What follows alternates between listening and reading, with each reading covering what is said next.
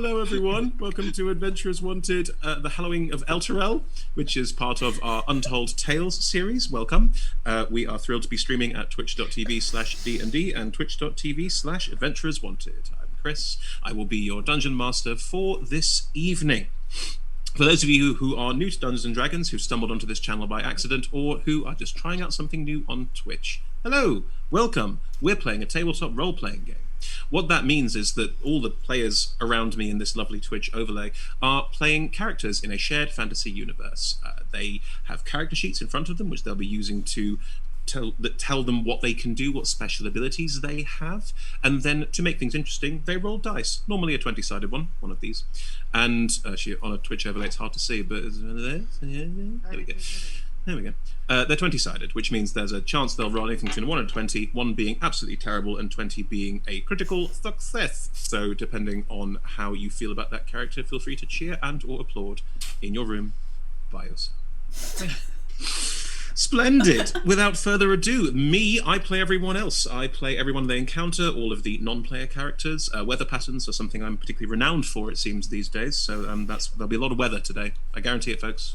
Everyone up for some weather in this campaign set largely indoors? So here for weather. Yeah, good for weather. Yeah, excellent. And while I play the weather and everyone else plays their characters and we roll dice to keep things interesting, we will perform a tale for you. A tale of harrowing, dark, dingy horror, but we'll come back to that later. First, let us go round the table and let us meet all of our players for today. Starting with you, Chloe, could you please give your name, your pronouns, and could you also give your character's name, their pronouns, and a brief description, as this is a one-shot and we want to make sure we get a nice image of this person before we get started. Thank you. So my name's Chloe and I use she, her pronouns, and my character is World Weaver, who also uses she, her pronouns. World Weaver is a Goliath, and she stands kind of like just over 7 feet tall, and she is an artificer, and so thinks of herself as kind of like a scientist, someone who's very into experiments. She has kind of a like very small short mop of kind of corkscrewy blonde hair on top of her head. She has big glasses because science. And she also has like these kind of, they don't really make scientist overalls and such like and garb in like a Goliath size, so a lot of her stuff looks kind of cool because it's like, oh, there's like a go faster strip of a different kind of fabric down the side, but that's because she has by hand like unpicked things and then added sections in, so she has stuff that actually works for her, which is probably also like different leathers and such like, but for missions where she's got to do like dangerous science, like this one, she also has basically, can it be, Chris? I don't know why you're asking me. You're describing your character. Also, you've described your Goliath with hair, so we're already like veering wildly. A unique and brilliant individual. I think so. There's probably some human in the background there somewhere. Yeah, I'm figuring that like at some point she managed to she you scienced hair. Your hair. You scienced your own hair. Yeah, that's a thing. Maybe she scienced her own hair. That's it's fine. living moss. You wanted to ask me something, Chloe. You can just go for it, but you can ask me if you like, and I will continue to ridicule you. No, fine. Okay, on specifically dangerous missions, she likes to wear armor that looks like a metal duster. That so she has a massive duster over her overalls that looks super metally, but you know, mechanically it's just some armor. That'd be so heavy. That'd be so heavy. Oh yeah, she is not subtle. Coat. She is not good at stealthing at all. I'm imagining this coat that's like this beautiful big metal coat, but it's like it's frozen in like sort of swishy movement, so it just clonks while you go. Oh no, I'm imagining it's like there's kind of plates of it that go down. Okay, fine. So it does have some movement to it. Gotcha. But it may be like from the wrong angle, like she looks like a big armadillo is kind of the issue. Right. Dig it. But like she hasn't seen that because it's from the back. But yeah, and she's got like lots of artificery, special weapons and stuff. Excellent. Thank you very much, Chloe. G, can you describe your character and maybe keep it under 5 minutes? Ooh. I'm G. I use he/him pronouns. I'm playing as Woodrow Weston, who also uses he/him pronouns. Woodrow or Woody is an Aarakocra that looks like, I believe it's a gold-crested woodpecker. I'm not sure. I'm not really up on my different breeds of woodpecker. But he's got a kind of a sort of mostly golden head with this kind of big spike of feathers and two sort of red streaks down his face. And he is a cleric of Tyr, and he's got leather armor that's, I'm imagining it as like he's kind of, usually he's more official. Mm-hmm. He's got a bit of experience out in the field under his belt now. So like he would be in basically a sort of suit essentially normally. So his armor for going out in the field is like, it's like a leather flak jacket. So it's like when like the police detectives have to go out and build vests, a bulletproof vest over their suit. It's a bit like that. So it's Bird Jim Gordon. What you described as Bird Jim Gordon. Yeah, kind cool. of. I'm down with Bird Jim Gordon. That's great. Yes. And he's 4'5" tall. Grand. Excellent. Ed. Hello, my name is Ed, and I use he/him pronouns. And my character is Kriankrai Tekamon. He's a dragonborn, but an unusual dragonborn.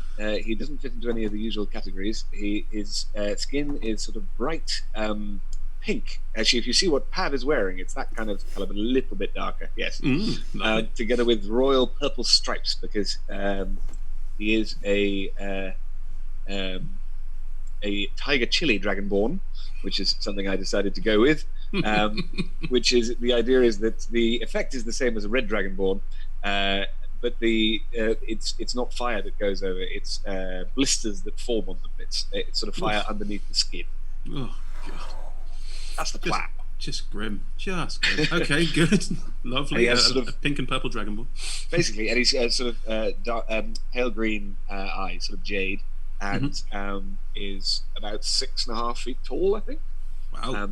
And yeah, weighs. He used to be a gladiator. Is the great thing, and he has a terrible stammer, so he almost can't speak. But he has fallen in with Woody, who has taught him in the ways of righteousness, particularly the ways of Tyr, and also taught him how to sing, which means he can actually speak, but only in song. Well, I'm going to be testing that heavily. Oh, yeah. And I can't sing, just everyone be aware. That's two characters you've now played on streams like this that are themed entirely around singing, and you can't. That's particularly nice. I like that. You know, yeah. Live your dream. Comedy value. Live your fantasy. Yeah. Pav. Hi, I'm Pav. I use he/him pronouns, and I'm playing Lux Vinctum, who uses she/her pronouns. And Lux is a tiefling. She is again pink, I think, is as the theme maybe. She has like sort of dusty pink skin and like pale pink hair. She's quite squat. She's like 5 foot tall, but like quite like well built. And she has a familiar. So she's a warlock, but a warlock of the celestial, which means that she has like a sort of pact or like an agreement with a powerful entity. But most warlocks have like that with an evil entity, but she has one with a good entity. And that is a gardener called Manath. Yeah, she has a familiar as part of that, and the familiar is like a pseudo dragon, which is like a little tiny dragon, and it's red, but it has like golden like highlights around like all its like extended, like, what do you call it, the end bits of the body. Yeah, it's kind of like fringes. There's a word for that. The fringes, yeah. People that know clever words like that. And then and it's called Sparky. And Lux is all about showing that she is good, even though she looks like a devil. But she's been through a lot, and so she's got like a haunted one background. Basically, mechanically, what that means is she's very scared of the dark, which I think is fine for this adventure. It's not a horror game or anything. Yeah, I don't think there'll be any problem. That won't be a problem. Yeah. I mean, this is also the campest Scooby Gang ever to deal with the horror adventure, must be said. So. Cool, lovely. Thank you very much, everybody. That's your cast of characters for tonight. Before we kick off and I get into the big old story and weather descriptions, very important. This stream runs for 3 hours, so we've already started, so it runs for another 2.5 hours. It'll run for 3 total. The entire thing will be available afterwards on our Twitch channel and as well on YouTube. So check it out there, or share it with your friends there. There'll be a break somewhere in the middle, roughly an hour and a half in. We'll try and gauge that, but it's all improvised, so we'll have to take it as it comes, really. We are thrilled to be sponsored. We have 2 sponsors. One is the lovely D&D Beyond. You can see everyone's character sheets on... Oh, I always get this wrong. Is it this side of the screen? No. It's this side of the screen. It's not the other, it's this side.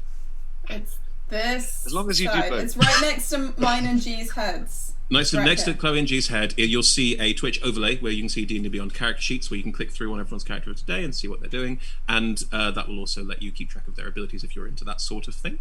D&D Beyond is also a wonderful digital tool set for playing D&D at home, and especially when you're playing over the internet like this, because it's all digital character sheets, digital rules compendium, digital monster list, magic items list. For a game that can have a lot of things in a lot of different books, having them all in one place is just aces. So big recommendation there for D&D Beyond. Do check them out if you can. They are currently in the process of organising their digital dice alpha, where you'll be able to click a number on your character sheet and a dice will roll. So everything provided online to make things easier, and that process will be sorted in the next, I think, could be out now. Do check. Go to dndbeyond.com and have a look. We are also sponsored by Ultra Pro. Set up your gaming table with Ultra Pro. They provide RPG accessories. So we're talking boxes for your Magic the Gathering cards, character portfolios for your character sheets, dice, all sorts of other things. Chloe's got one there. So the Beholder one they're currently doing, which is a Xanathar one that you can get. They've got a lot of delightful stuff. Do pop online and check out what you can buy from them there as well as ultrapro.com. Finally, we play with a diverse set of characters who play a diverse set of characters with wide-ranging sexual and gender identities. Our tables are trans-positive, and we encourage and champion trans players as part of our games. The DM and players may portray characters that are of a different gender to their own, and while we aim to avoid misgendering, we appreciate it does sometimes happen. So if you notice an instance of misgendering on the stream, please pop something in the Twitch chat or let us know via Twitter or by email. We are very interested in hearing about how we can make sure we are doing things correctly. And in that vein, I use he and they pronouns, personally speaking. Anyway, I should also mention, we haven't finally before that, there's one final thing. We use safety tools as part of our games. There'll be a link in the chat you can check out immediately if you wish to. The thing you'll probably see used most often is this, which is a pause card. Everyone could show theirs. Thanks, Ed. Your pause cards are there to help you and are a wonderful tool for playing together at home, online, anywhere, and we recommend checking that out as part of your gameplay. Anyway, I'll stop talking about the rules and start talking about what we're actually doing. Well, it's a dark and stormy night. You 4 have all been brought together to help clean up the city of Elturel. Elturel is a holy city to many gods and has very recently been subject to a terrible, terrible tragedy. The city, which had a strange glowing light above it, was pulled into hell, into Avernus, as part of the adventures of Baldur's Gate Descended to Avernus, which you can read on D&D Beyond. And in the process of that adventure was drawn down into the depths of hell and then brought back by an angel. However, that process wasn't great for the city, which was literally ripped out of the ground and has now been placed back into the ground where it was left. Tectonic disturbance is the bottom tier issue here, though. The city is in ruins. People have started to pick up the pieces of their lives. Quite a few people survived this, and quite a few have returned to help tidy the city up, which, unsurprisingly, considering what has happened to it, has had a lot of very strange goings on in it. There have been demon sightings, devil sightings, the dead walking, etc. The 4 of you are aware of this. You've come back here, or you're from here and have joined up as part of the Church of Tears organization to try and clean up the city and try and work out what to do. Part of this has also been research, trying to find where there are places that still need cleaning up, and one that has stood out to quite a few people is the Earthrin Mansion. The Earthrin Mansion was a major building in Elturel. It belongs to one of the biggest families, the Earthrins, who were always rumoured to dabble in slightly difficult arcane arts. they were very wealthy, so no one really looked into it too deeply. But there was always a question about their loyalty and what they wanted and what they were doing in this very large, very strange house. It still sat on the top of a small hill with grounds all around it, and it's still as imposing as it ever was, but now with certain elements of it, the roof slightly wonky, bits of the path walking up, like bits of dirt cracking through the small path on the way. It isn't ruined, it is just creepy.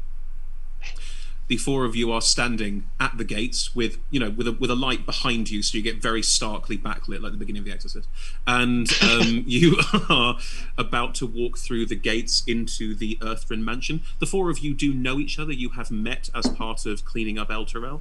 This is the first mission you've all gone on together, though, as it was deemed necessary for four experienced individuals to probably be doing this together, considering the potential issue of this place. You don't know much more than that. You don't have much of a scope of what's going on, but let's join you on this dark and stormy night outside the gates of the Elturel mansion. What would you like to do? Is somebody going up to the door? Well, it's a gate, so you're dealing with the iron gate. Oh, sorry, or the pathway. No. And sorry, are we expecting anyone to be in this house, or? You have heard rumour that it is largely destroyed. You've heard rumour that bits of it have been very badly damaged. No one has been seen going in or out of it, but the locals aren't really that interested in checking in. They're very worried about somewhere like this, especially after everything that's happened to the city. So at this point, you are just scouting to see if there's any problems. If there are, you're expected to deal with them. Is it are the walls too high to climb? Of this, it's an iron fence. It's got spikes on top. Ooh. I'm going to try and climb the fence as opposed to go through the gate. Cool. Roll an athletics check. Yes. 13. 13. Correct. Tekkamon starts, for reasons unbeknownst to the rest of you, just scaling up this fence right next to the gate. Just goes up to the top. You get to the top and looking at the spikes go, Getting over them gingerly might be difficult. Oh, okay. Well, it's the thing of he wants to get up on top and sort of. I can't really display all this, but sort of like, I'm at the top. He sort of wants to conquer the fence. Oh, okay. Well, then by all means, wedge your feet in and stand there and say yeah, and roll me a dexterity saving throw. Ooh, okay. Ooh, 13. Grand. You stand on top, sort of, it's kind of, a sort of balance, but it looks a little odd, but you are managing to hold yourself up there. You do, looking down, realise that you've got two spikes sort of tickling your groin. Like they're quite high, so do be cautious. Cool. I want to do a perception check just down over what I can see past. Okay. Sure. Roll me a perception check. That's totally fine. 18. 18, splendid. As you look out across this, in front of you there is a small hillock rising, not large at all, and about 100 feet of path wind up towards this mansion, so it is quite a big grounds. The grounds themselves are a little overgrown, but not too bad, and a lot of it is sort of trees at odd angles and very wonky. Thunder cracks and lightning flashes, and you get this sort of like strange view of the entire house very briefly. With an 18, there's a figure standing in an upstairs window looking out. Wow. Okay. You blink and the lightning fades and the figure is gone. Yeah. Whilst Tekkamon's doing this, can Wildweaver just walk through the gate? Yeah, we can. You open the gate, it's fine. It's not even locked. Walk through. Woody flies up onto and sits on Tech's shoulder. All right, Tech. What? Can you see anything from up here? So, yeah. Sorry, this is gonna get easier once I actually get into it. There was a man. He just has to say short things which he sings. That's how he communicates. Sorry, I like Woody obviously holds it together because this is totally normal to him. Right, that's the exchange that we get. I think Lux would just look at Sparky on her shoulder and telepathically just say like, "We got this, Sparks," and then head through the gate after World Weaver. Lovely. So we've got two on the fence and two crossing the threshold into the winding path leading up to the house. I'm gonna keep like just walking straight up to the house, but calling like while Weaver's calling over her shoulder to Woody and Tegmont. Are you joining? Everything seems fine down here. World Weaver, what is your passive perception? 14. 14. You can hear before it arrives the yowling and yapping of a dog running around the ground towards your location. Dog. It rolled a real bad stealth check. I would like to take out my repulsion shield and have my returning hand axe in the other hand. Yep, fine, you do. I think there's just a dog, but it may be more than a dog. Haven't tested yet. What's everyone else doing? Just to everyone. Woody flies down to join World Weaver. Okay. I'm going to stay up on the top of the fence for the moment until I see the dog. Fine. Lux, you're with World Weaver and Woody. Do you have got anything particular you want to do before the dog turns up? Yeah, I just want to like stand like defiantly alongside World Weaver to look cool like World Weaver. Like Matilda.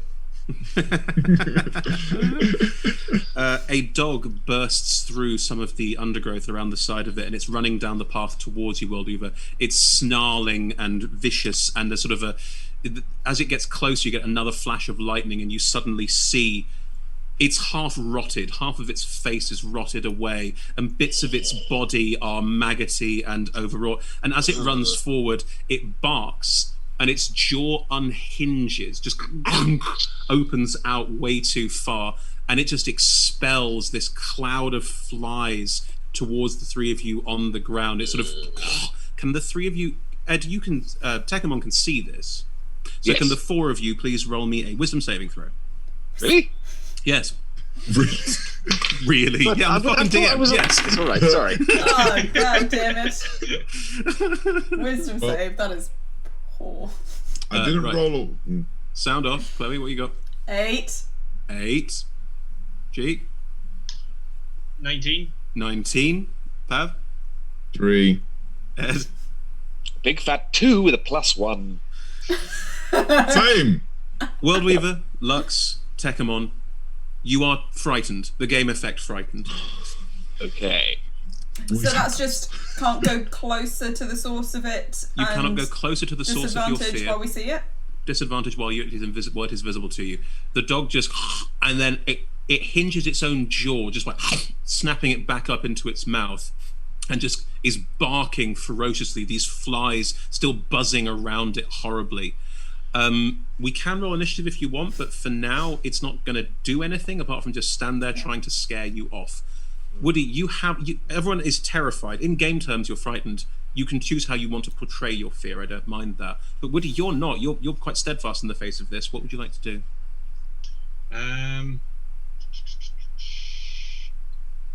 I cast command Nice. on the dog, Mm-hmm. which is What a kind of saving throw am I wisdom, making? 15 saving throw, wisdom. Yep, it passes. It passes. Yep. Okay. But in game terms, what do you say to the dog?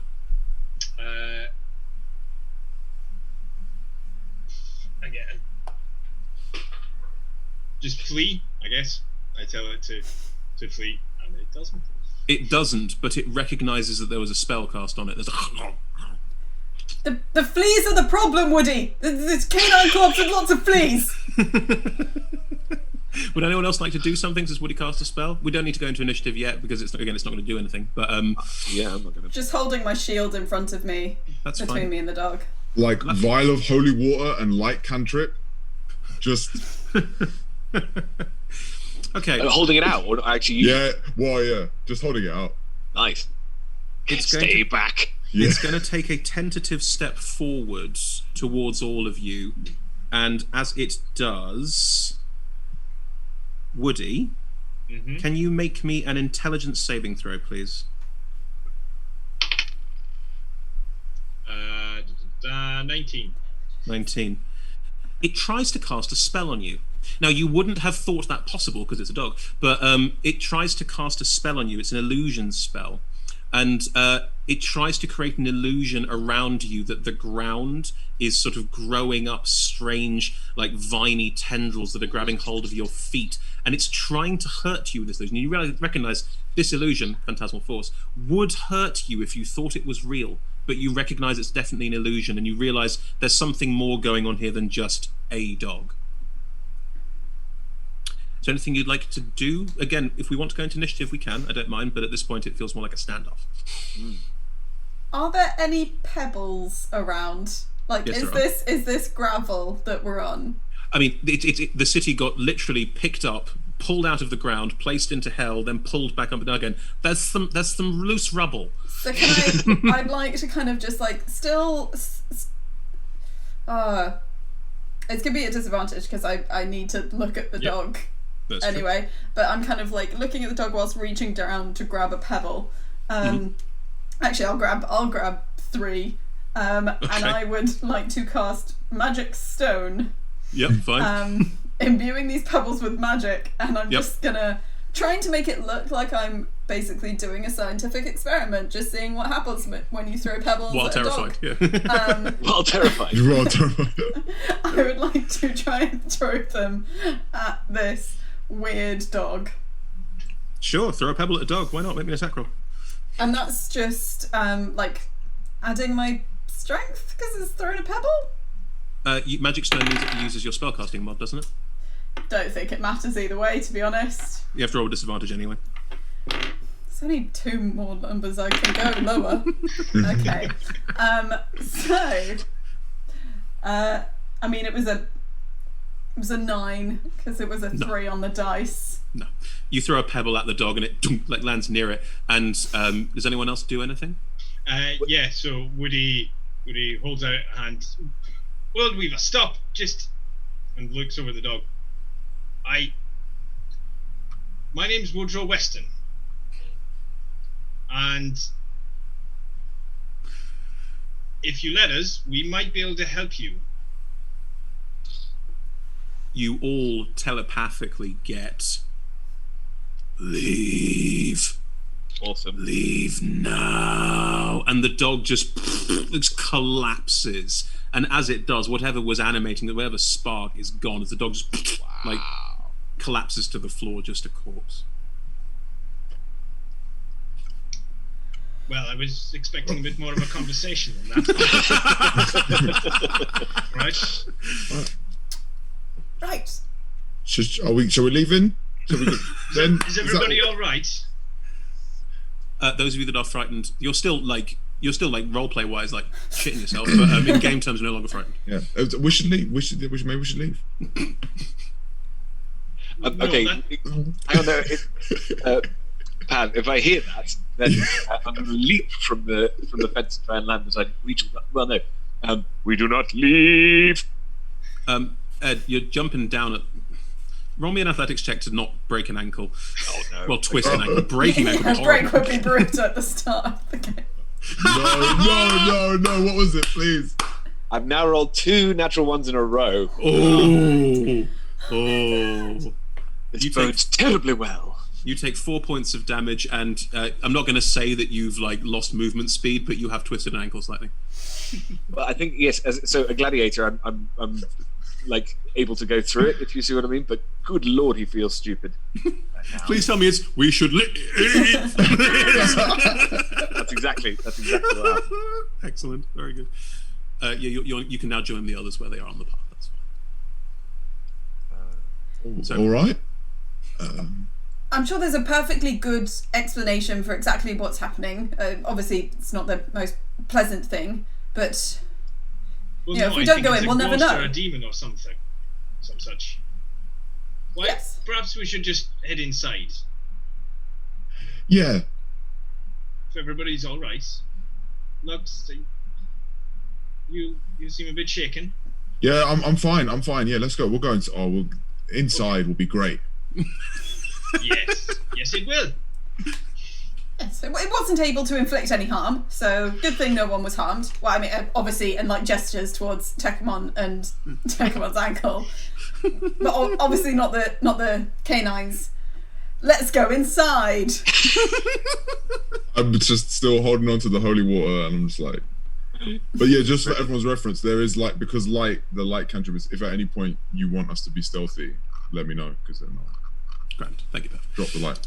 You all make your way up the path towards the mansion, and it's one of those buildings that the closer you get, the more imposing it becomes. Gargoyles on the eaves, strange markings and designs. It looks slightly alien in places, but also just very gothic. There's more crashes of thunder, and it's raining, by the way. There's more crashes of thunder, more splashes of lightning, and you get sort of glimpses of the house every now and again. And as you do get more glimpses of the house as you walk forward, it looks like a wreck, it looks ruined, it looks abandoned. As you move closer, the front door is slightly ajar. It's a double front door, and it is slightly ajar if you wanted to go inside. If you want to look around the house, there are like windows and there are other ways in, but it's up to you. Walking up, you can see the front door is slightly ajar. Woody goes up to one of the windows and sees if he can see anything through them. Are you going for a ground level window, a second? It's got 2 stories and then the roof. So are you going to a ground or a second level? I think like the one nearest the front door, so ground level. Okay. As you fly up and look in the window, you find yourself looking, as there's a flash of lightning again, as you press yourself up into the window, there's a figure just standing there, and there's an instant like jump scare of this figure just there looking, and it looks like a maid or something similar, and they have very glassy eyes, they're just staring out directly at you. Oh, okay. Hello? Nothing. Yep, fine. The maid reaches out to the window, but the hand that is being placed on the window is like parts of it are missing, and it is also very clearly undead. It just. Oh. Can you understand me? That'd be a no. Okay. Can you make me a wisdom saving throw, please? 25. You again. There's a spell-like effect washing over you, and you are a cleric. You are aware of this kind of effect that happens, and something magical is washing over you. Some kind of fear effect is washing towards you, but again, you manage to resist, and you can feel like the fear trying to bubble up inside you. But you're made of hardier stuff than this. What's everyone else doing? No one else can see this. They just see Woodrow looking in a window, and the windows. There's the steps going up to the front door mean it's possible to look in the same way. You don't get the same visual. Are the 3 of you looking around? Are you heading towards the door? I want to head towards the door. I don't want to push on it, but I want to try and look through it if I can. Okay. As you move towards the door and look inside, there's a hallway in front of you, quite a long one, with some stairs at the end of it lead up to the second floor. Looking across, you can see this figure standing where they are, looking out the window at what you assume Woody is looking at and Woody was talking to. What are the other two? What are Pav and Chloe? What are Lux and Worldweaver doing while this is happening? I think Worldweaver, she's looking over, well, I was going to say Tekkamon's shoulder, but like with that like little extra half a foot that she won't let her forget about. I think our popper's number 3 in the bottom as well, so you get this. Yeah. Very nice. Does anyone have anything particular they want to do? This figure there, Woody talking to this figure, the 3 of you at the doorway. So Tekkamon, because he tries to sort of illustrate things by not talking as much as he can, he has 2 war picks. These are his weapons. So he draws one out and sort of shows it to Worldweaver to try and illustrate. Should I just go and attack it? Maybe Woody might have been right with the whole trying to see what they want thing. What do you want? Just like yelled through the crack in the door. I leap out of my skin. Yeah, Worldweaver gives like no warning. Yeah. Totally forgot that she was like right next to you. That's fine. Okay. The figure's head turns away from Woody towards all of you and just keeps going. Just keeps turning. Can the three of you make a wisdom saving throw again, please? Come on, be nice to me, dice. 14. Pav? 10. Ed? 5. Lux and Tekkamon are still, again, horrified. And again, you have the frightened effect at this point. Worldweaver, you're starting to realize that this is a fear, that you are not scared of this. Something else is afoot here. This isn't necessarily something to be afraid of, but you also are starting to, you don't feel the same frightened effect. And Woody, neither do you, because you've already passed this. I would like to walk up to this figure. In which case, it's roll initiative. Ooh, okay. Everyone roll me initiative, please. Oh, damn it. Oh, it's terrible. These dice are awful. Right, sound off, Chloe. What'd you get? 3. 3. G. 20. Wow. Ed. 8. 8. Pav. 10. 10. Splendid. So bad. Right, G, what would you like to do at this point? You can see the figure through the glass is doing this, and again, you feel this slight, magical compulsion. It has all magical effects. Magic is being used to terrify. What would you like to do? Okay. Sorry, you've taken me by surprise. Good. Yes. I think for the sake of initiative, what you are seeing is as Worldweaver steps towards this figure, the head's still turned 180 degrees, so it's facing the wrong way. They are going to turn and make to lash out at Worldweaver. That's the first thing that's going to, you've seen this is about to happen. It's not a surprise round. In that case... There is a pane of glass between you and this figure. What does that mean in terms of what I can... We'll work it out. Tell me what you want to do. Okay. I'm not going to be too punitive. At least not yet. No.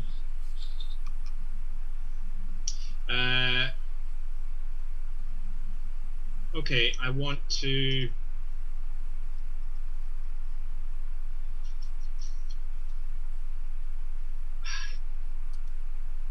So, this is my first time playing with guidance, so you'll have to...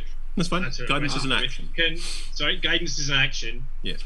but I can cast enchantment as a bonus action. Yes, you can. Is guidance an enchantment spell? No, that's not what I'm talking about. Oh, okay. Oh no, that doesn't work. Never mind. That's okay. Don't worry. Okay, so I just want to cast Hold Person. Yep. On Nice. on the maid zombie thing. Yep, that's fine. Hold person affects a humanoid, yes? Yes. I don't need to roll. It doesn't affect her. Well, it doesn't affect them. Nice try, D. Okay. So, Woody, how do you cast spells? What does this visually look like as you start casting a spell? Yeah. For this spell, it's kind of like basically a sort of tweeting. Like not anything that I can mimic, if I'm honest. Hang on. Something like that? Something like that, yeah. Okay. And there's a magical compulsion effect with it, but you recognise that it's not working, which tells you quite a lot about whatever this is. What does that tell me? Not a humanoid. Hold person works on... Humanoids. Yeah, Okay. when a whole person works on people. It wouldn't work on the undead, and it wouldn't work on other things, but it means that whatever's controlling this is not a person, if that helps. Okay. Lovely. Lux. Oh, Lux is going to, I guess scared, and it's just like, holy fire and sacred flame. Holy fire. And I feel like when Lux casts spells, generally it's just like the eyes and like maybe like sparky as well. There's just like a little hint of like a flame like billow around them, like a little bit of heat, a little bit of like. That's a dex saving throw, yeah? That is correct. I rolled a 14. That is just saves. Okay. So as you reach forward and say, "Holy fire!" That's very Hadouken of you. The beam of light, sparkly light, sort of casts over the figure, and they move out of the way slightly as they move towards Worldweaver. Lux, as they move out of the way slightly, you notice something strange. Where the hand is reaching out towards Worldweaver to hit her. Sorry, the hand has an almost like there's a strange greenish sort of hand superimposed over, under, around the hand as it goes. Okay. Tekkamon. Because I'm frightened, I can't go. Because I'm frightened, I can't go any closer, right? Sorry? Is it because I'm frightened that there's nothing I can do to go closer, right? That is correct. Okay, so I'm gonna have to. I'm gonna have to try and see if I can find another door. Essentially, I don't want to be near that thing, and so I want to go along the. Cool. Roll me an investigation check as you run away from the door. Yes. Not being very helpful at the moment. Oh, 3. You start running around the house and you can't see any other way, and you're just running around. I think I'm just not used to being sort of frightened, because being a gladiator you don't get frightened. When something happens like that, I think I'm just panicking. I think that's exactly right. As you run around, you're scanning the ground for like hatches and looking at the side of the building. There are bits where the building has caved in and where this the destruction of the city has made like holes in the wall, but you can't see an easy point of entrance at this point. So you are sort of running around the outside. Good. At which point, Worldweaver, this figure is this maid. They are leading towards you, and again you see this hand sort of like something's off, something's weird, as the hand tries to smack you. Because I was carrying my shield earlier, Yes. does that count as I've still got my shield now, or is that something I have to announce? What? No, I think that's fine. You had it up earlier. I'm saying that's fine for you to have. What does that mean for my attack roll? You'll need to get an 18 or higher. Good thing I rolled a 13 plus 6. Screw you, weird maid. Right. You take 12 points of necrotic damage. Jeez. That's Of that necrotic damage, 6 points of it is a reduction to your hit point maximum. Right, okay. That's rough. As they reach out and this strange hand passes through where this hand is in, but this other hand passes through, and it feels almost fuzzy. Have you ever been stung by a jellyfish? No. No, okay, I've not let them sting me. It's that strange feeling of this shouldn't hurt. It's like almost like a stroke, like almost like something delicate and a bit gelatinous and a bit sort of, or like tangible but not quite, strokes where this sort of slap is hitting your arm, and then suddenly it starts to burn, starts to sting, starts to really like eat in, and you realize that part of your flesh is withering on your shoulder where it has hit you because you've lost the hit point maximum total. Like this has hurt you horribly in a way that you were absolutely not expecting. As the maid does this, the head is still backwards, so you can't even see their face. You again, all 4 of you, hang on, what's the range on this? Yeah, all 4 of you again get leave now. Chloe, what would you like to do? What would Worldweaver like to do? Firstly, it's like, this is Worldweaver saying this out loud. It's useful to be more specific. The dog outside said now, but that was prior to now, so you're not very clear on time. And all right, grammar pedant, you win this one. Worldweaver just, likes people to be specific. And I think,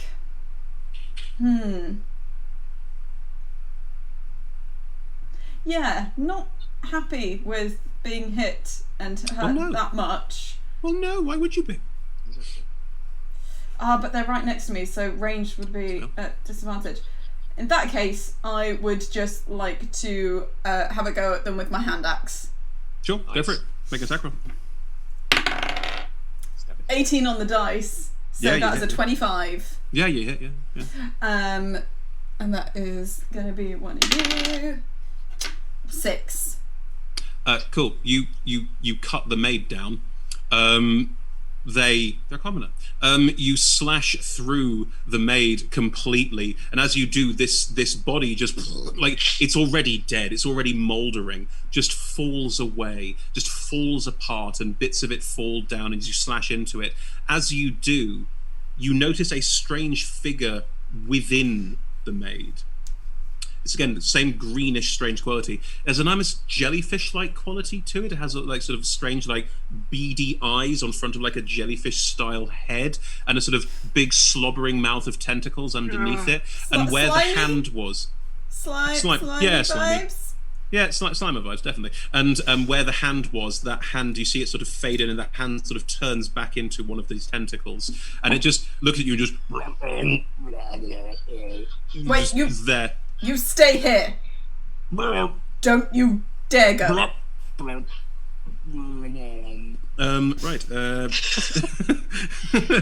Nice. Woody, you see this through the window. What would you like to do? I mean, do I know what this thing is? You can roll me an Arcana check for free. I won't make it your turn. Okay, thank you. 17. 17. Would you have spent much time in your travels and in your expeditions spending any time knowing anything about demons? I think, yeah. Okay. My idea had been that, like, kind of finding demons that are causing issues and getting them returned to their correct plane and stuff. Yes. Is what he's all about. So. Fantastic. This one it's a kind of demon. You've never seen one before because they're incredibly rare, but you recognize it from your books. It's called a Dybbuk. They possess the soul. They possess the bodies of departed people and can animate those bodies and scare people. All of their abilities are about scaring people.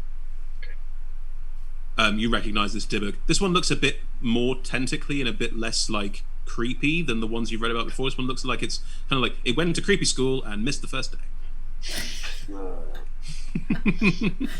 Okay.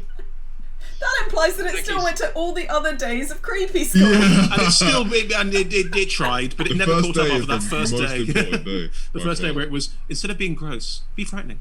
Never learned that. It went gross. You just In include that tentacles case, and all that. I want to. Woody goes in the room and. Okay, you can fly up and over Lux, who's also like in the doorway, to fly in, so you've got space to get in. Yeah. That's fine. Cool, thank you. And I would cast Dispel Magic on Tech. Okay, no problem. So as you fly, you see Tech and just is it again whistling as sort of as you go? Yeah, Hang on. yeah. As you go. Cool. There's no saving throw on that. Tech, you are no longer frightened. Thank goodness. And I turn to. What did you say it was called? Sorry? A Dybbuk. A Dybbuk. I love it. I turn to the Dybbuk and I just say, look, whatever it is you're doing here, you need to stop doing it. You need to leave. Sorry, but So we're all telling each other to leave. So what this is. I love how polite that was and how soft it was. It was awesome. The word of the day is leave, children. Leave. Do you want to take an don't action belong with in that? this city.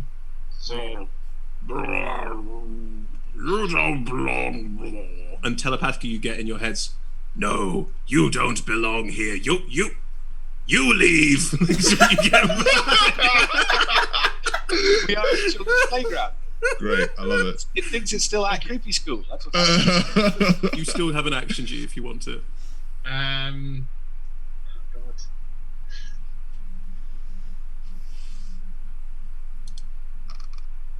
I think I'm just look. I'm assuming you came into this place when this whole city was, well, in hell, and that's You belong in hell, not in this plane. And the city's not in hell anymore. So I want to persuade it that it. Cool. Roll me a persuasion check. That's totally fine. 13. 13. They just look confused. They're just floating there with a kind of like it's clearly not worked, and they're trying to work out what to do to deal with this situation. We'll do more talking after other people's turns. Lux. I don't think Lux has changed. I think Holy Fire. I think that's it. I think that's where we're at. I'm scared. There's darkness. It's Holy Fire. That's the only option. There's no other options. So I cast Sacred Flame again on the new green thing. I mean, I roll with advantage, and it's way high. So yeah, no. Yeah, I think that's it. It's a 21. Yeah, like it again, just like moves out the way. It's like just moving around, trying to dodge beams. But as it's being attacked, it makes it clearer what it's going to do. Thank you. Tekkamon, you are now turning around and running back to the door. You can get back to the door, or you could dash through the door, but you'd still have an action. But you wouldn't be able to get through the door and do something. Yeah, no, I will go. I'll dash and get through the door. This thing has infuriated me now because I've now been frightened twice in the previous few minutes. This has not happened, and there will be retribution. As you push through the door, you see the scene in front of you. Woody is flying slightly above and trying to talk to this strange green blob thing that you don't know what it is. And it's glowing green. It's got that like classic like ghost look to it. So and you can also see that Worldweaver's clearly been hit, like it. And Lux is just throwing sacred flames. If you're dashing, you don't have an action, but you do have a bonus action if you want to. Well, I was going to say I'm going to take out both of my draw both my picks. And I presume that's all. No, I don't think you can just draw it. Like you could bonus action. I don't know. Enter your rage. No, I'm not going to rage yet. All right, okay. No, don't angered me that much. All right. So you pull your picks and just like, do you want to roll intimidation check potentially? If that's what you. Actually, no, yes, it's an action. It's an action. You can't do that. Well, fine. But the other, actually, sorry. The other thing is that because Woody is like my conscience, for want of a better word. The pause that is happening is basically me looking at him and checking, can I beat the living crap out of this thing? Fine, cool. So that's why I'm pausing. At which point it becomes its turn, and they just. You all telepathically get again. How'd they put this? No, you will hurt the master, and disappears. Who is the master? Oh, Gone. Bloody hell! Every bloody time they can just. I don't know if you can blame it. We did tell it to leave. I think the Holy Fire works. I think that's it. I think we just do it and then they go. And then I've killed two of them so far. It wasn't the Holy Fire, and yes, they did leave, but they didn't go where we want them to, did they? Well, that's obviously we need to be a bit more specific. Yeah, be more specific where you like they could go anywhere.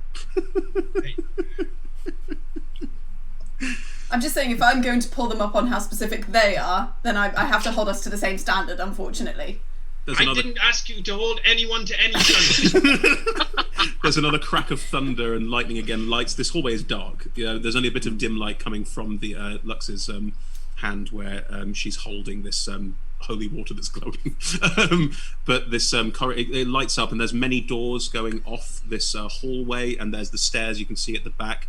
And as the lightning cracks, as the thunder cracks and the lightning again lights up this whole space briefly, you don't see any movement. The whole place looks abandoned. There's paintings on the walls all the way down this hallway. There's various like bookshelves and things. You see it by the front door. There's a hat stand with a couple of hats on it, and there's a shoe rack with a couple of shoes on it. I'm definitely putting on one of the hats. I was waiting for it. Cool. Yeah. Roll me a D100. Oh wow! Hey! What have I got? It's a mimic. 59. 59. I mean, I don't know why I made you roll D100. I'm going to make it up anyway. It's a 59. feels like it has more purpose now. Yeah, it's a fedora. You picked a fedora. Yes! If it had But been a it's gonna be- 99 or a 1, it would have probably been like a magic item or a fez. Like that's what. No, but the thing is, the fedora is going to be far too small for my head, I imagine, Yeah. so it's just going to sort of perch over one side. I think the lightning would have made Lux like jump out of her skin and inside. Cool. You are now inside the mansion. What would you like to do? It's just eerie and very like if you all sort of, it's very very quiet. You can all roll me. Can you all roll me a perception check, please? Because you're actively now in here, and I think it's fair to start this ball rolling. Perception. So I wanted to check in on something. Yes, mate. With these wisdom saving throws that we're doing, should I be doing one also for Sparky? No. Okay, cool. Link. I got 19 on perception. Cool. Anyone got anything 25. higher than that? 25. Great. 14. 14. 30. Woody and Worldweaver with rolls of that high. The house has a sort of slight like groaning creak to it because there's rain and it's all sort of like gathering in places. You can hear the patter of the rain outside. The thunder is quite loud. You also hear two things very distinctly. One is a very low moan from upstairs, and one is quite an audible thump from downstairs.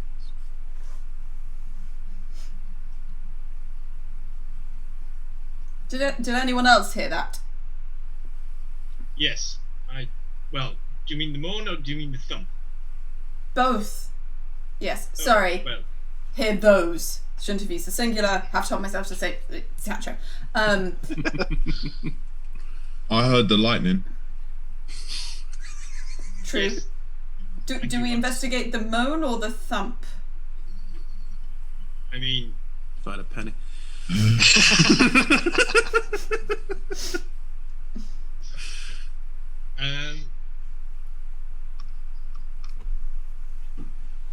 Yeah, sorry, Pav, unless you're going to do something. no, go. I want to I cast this detect magic, Mm-hmm. Describe that. which with so being a woodpecker style Aarakocra, I don't know Yep. how much any of the rest of you know about woodpeckers, but they have like a really super long tongue that Yep. they snake inside the tree, and it like when it's in their head, it actually wraps around like the back of their brain. It's totally amazing. It's wonderful. So Right. Woody's tongue kind of like snakes out, and the woodpecker's tongue also can sense vibrations. So it's essentially it hears with its tongue, That's really cool. and so I think Woody's sensing of magical vibrations in the air with a long snaking tongue. Are you casting or are you ritual casting? It's ritual casting. Ritual casting. Great. So that's going to take you 10 minutes. So while you are ritual Casting casting, time of 1 minute of an action. Sorry, it says Yeah, it's if- a ritual, but if you cast as a ritual, it takes 10 minutes. oh, okay. Well, it takes 11 technically, but at that point you count. What's the difference then? Sorry. It just Ritual means- casting means you don't use the spell slot. Okay. It's your choice whether it's ritual or just done as a Yeah, no, spell. I just cast it. You just cast it. Not spending the time. Lovely. As Woody is casting the spell, is anyone else doing anything?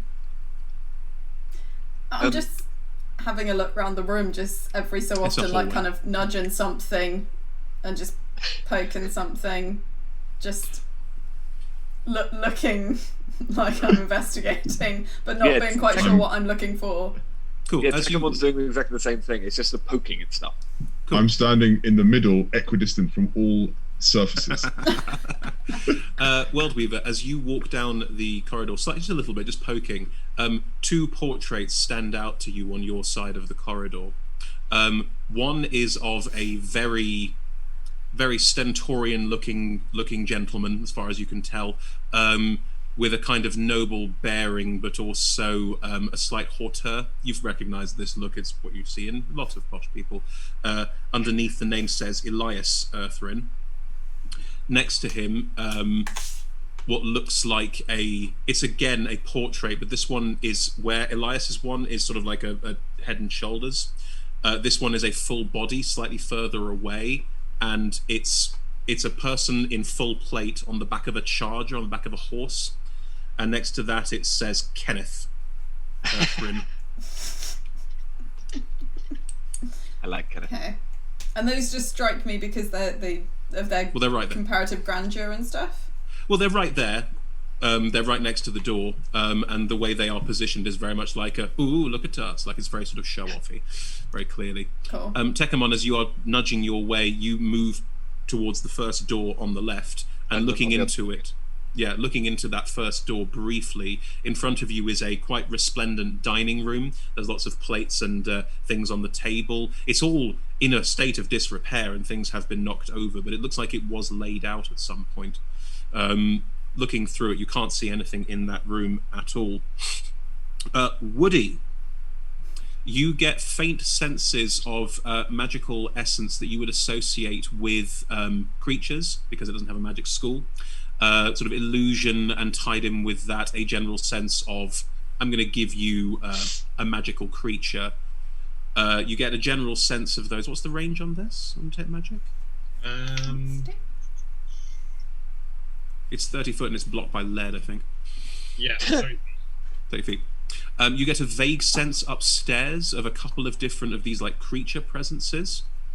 And then downstairs, a very strong sense of abjuration magic, which is shielding or protecting magic.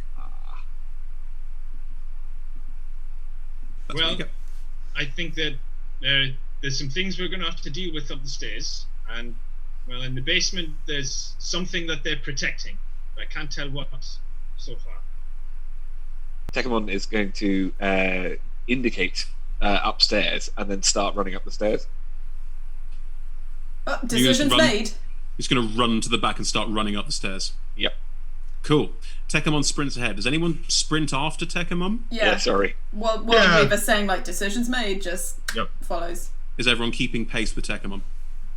Cool. Yep. Woody, you can't keep pace with Tekkamon because you... No. Actually, no, your fly speed is way higher. You can keep pace with Tekkamon. Yeah. Sorry. So you're all managing to keep pace. Actually, no, Tekkamon's fast. Tekkamon's 35, 40 feet around. Hang on. 40. 40. Yeah. Sorry. Are I'm you running pegging it. full pelt and you're pegging it? No, Okay. sorry. I didn't. When I said run, I didn't mean run. I realised that now. I should have been Okay. clear. Okay, so you're moving upstairs quickly, but Yes. at a rate where everyone can follow you. Yeah. Lovely. You barrel upstairs, you run down the end of this corridor and barrel upstairs. You run past various other doors to other rooms we're not getting to explore. And you get to the stairwell at the back. And it's stairs going up and then curving up and back. Yeah. And as you go up and back and turn around, at the top of the stairs on one side is a figure in plate armor. And Wow. it's just standing there. Yeah. I'm afraid my reaction. As we're going, Yes, fine. I am casting resistance on Tekkamon. Cool. Thank you. Okay, that is fine. Right, this figure is just standing there at the top of the stairs. It's clearly blocking one of the ways up and is just standing very still in that space. What would you like to do? It's just standing there, it's not moving. I'm going to draw my picks again and go up to it, ready to engage, if you see what I mean, and try It and doesn't sort of move at all, like it's just Yeah. stationary. So going to try and go up and sort of look through the visor, if you see what I mean, to see if there's a being in there. You don't see one. I'm going to take one of my picks and gently poke it. The armor just collapses onto the ground. Well, that made a loud noise. It made a very loud noise. Yeah. Yeah, Tekkamon keeps going up the stairs, looking around slightly embarrassed that he did that. In front of you, there is a door that leads to another hallway that seems to go on top of where the other hallway was, and there's a big window at the front, which is clearly over the door. And there are rooms going off to the sides. Okay. Is everyone keeping pace with Tekkamon? Mhm. Cool. As you now- are all moving along, are you moving along and looking in the various rooms as you go? Having got up the stairs, Mm. because now we're upstairs, this is where we're supposed to be doing stuff. He's now going to be not actually stealthing, but as in trying to be much more subtle at least. Looking in the various rooms, they look like bedrooms, dressing rooms. They're more of the home side of this house, of this mansion. There are these suits of armor everywhere. There are about 4 in one room, about 2 in another, and they seem to just sort of be standing around at various points, and they're not moving. They're just static. They're just there. But as you walk past, you see all of them, these static suits of armor everywhere, all around this space, all around all of these 4 different rooms. I have a theory that the thing that we met needs a vessel. So it may have positioned everything around here so that there's always a ready vessel in different areas. I mean, that's simply a theory, but that's my current thinking on it. Woody, I will give you this. They need living vessels. They need corpses, things that used to be alive. That's a good idea, but the things they possess have to be living, so I'm not sure why these suits of armor are around. Tekamon, once he's heard this, sort of goes over to one of them and literally kicks it, so sort of kicks it over, and then sort of indicates he wants to do that to the rest of them. Cool, roll me initiative then. Okay. Everyone roll me initiative. Yeah, sorry, my bad. No, I'm not sure that's a great Awesome. That's exactly what just happened. Awesome. Oh.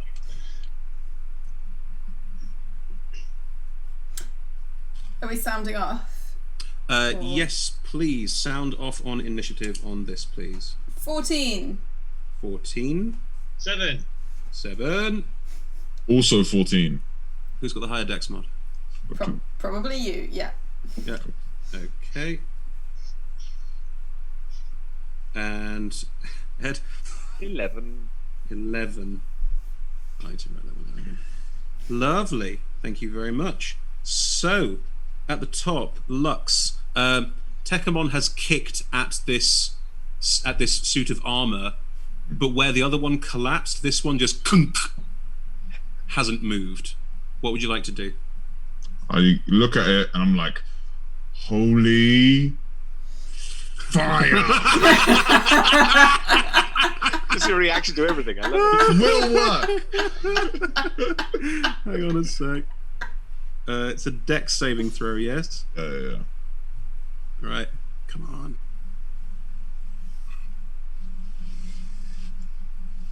Sorry, I'm having computer problems. Okay. Yeah, roll the damage. Yes. Yay. So it's 1d8 plus 2 because I have a radiant soul, which totals 10. 10 points of damage. Fine. You lean out and just blast this suit of armor with radiant light, and it sort of like bits of it sort of bend and twist as the light sort of burns through it, and it does take some damage, but you haven't knocked it down. Lovely. World Weaver. Just like instinctively, I think World Weaver is just gonna, hand axe still in her hand, just throw hand axe At the same square suit at it. of armor. Yes, at the same suit of armor. Lovely. Okay, you make me an attack roll. Yes. Oh, that is a 22. Yeah, that hits as well. Come on, please. That is another 6 points of damage, and I would. Oh no, I think that's been added onto the thing anyway. And because it is my returning weapon, it embeds in and then comes straight back to my hand. Does it fly back or does it teleport back? It just says it returns immediately. No, I mean stylistically. Does it Thor's hammer back or does it reappear? I think it is Thor's hammery. Cool. So, Yeah. and it almost rewinds back into your hand. Yeah. How much? There was 6 points of damage. Yes. 6 points of damage. Lovely. It sort of embeds into this armor. The armor hasn't moved. It just resisted the knock. It resisted the hit, but it hasn't moved at all. Cool. And I've got my shield as well. Yeah, that's fine. Tekamon, what would you like to do? Now, because everyone's suddenly firing at this thing, he's going to turn around and give it what for. Now, because I'm a dual wield, that means I get 2 attacks, or is it more than that? You get 2 attacks. Okay, cool. Hang on, but you're also a 5th level barbarian, so That's you fine. have 1, 2, 3 technically. It is 3. Okay, cool. Yeah. And I don't have disadvantage or anything on any of them. They're all the same. No, you're not scared at the moment. Sweet. Okay, the first one is 13. 13 does not hit. Bong! Yeah. There's a very sort of sonorous ringing on the inside of it. That one's a 10. Bong! That one's a 14. Bong! 3 Oh, loud wow. bongs, but it again, you sort of do hit Yeah. it really, really hard. It doesn't move. Wow. Okay. So I've just left essentially 3, like, the The pickaxe holes in it, Yeah. but you've not done any damage to it, yeah. Just bong, bong, bong. Yeah. Woody.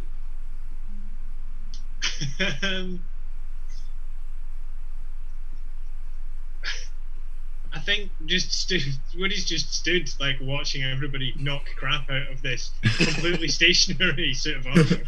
Oh, geez, seen through it. Damn it. What the hell are you all doing? Zed.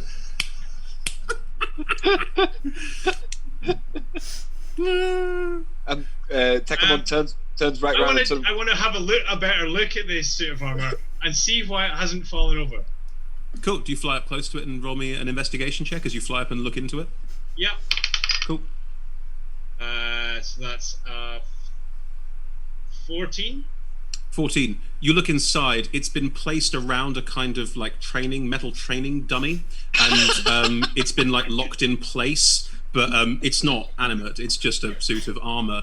However, Woody, as you fly over and look into it, one of the other suits of armor in this room then does animate and just steps forward and just tries to grab hold of you. It's a slam attack. It's going to try and punch you. Right. There's a non-natural 20 hits. Does a 7 hit? Yes and no. Okay. You take 4 points of bludgeoning damage as this suit of armor that was, as you think about it, stood sort of at attention, like a guard point in this room, like it would have been placed there to guard this room, unlike the others that have just been haphazardly placed around, and just runs forward and like punches you out of the air almost and knocks you flying, pinwheeling back as there is now a very animate suit of armor flailing around at all of you. Sorry, how much damage was that? 4. From the other rooms, you hear other suits of armor moving out of these rooms to come and also move to you. One runs in the room that you are all in from the other side of the corridor, and who would be at the back? Lux would be at the back. Probably, yeah. Oh, Again, a non-natural 20. What? And a 21. Good day for me. Yep, they both hit me. You take 13 points of bludgeoning damage as from behind another suit of animated armor just runs in and boom, boom, starts banging on your back and trying to knock you about. From behind you, as you turn and look at this, you can see 2 more, all in the same style, moving out of these rooms and running down. Well, running, like moving with some awkwardness down the hallway towards you. Can I use my reaction to cast Hellish Rebuke? Of course you can. Nice. What do I have to do? So, what you need to do is do a dexterity saving throw for me. 12.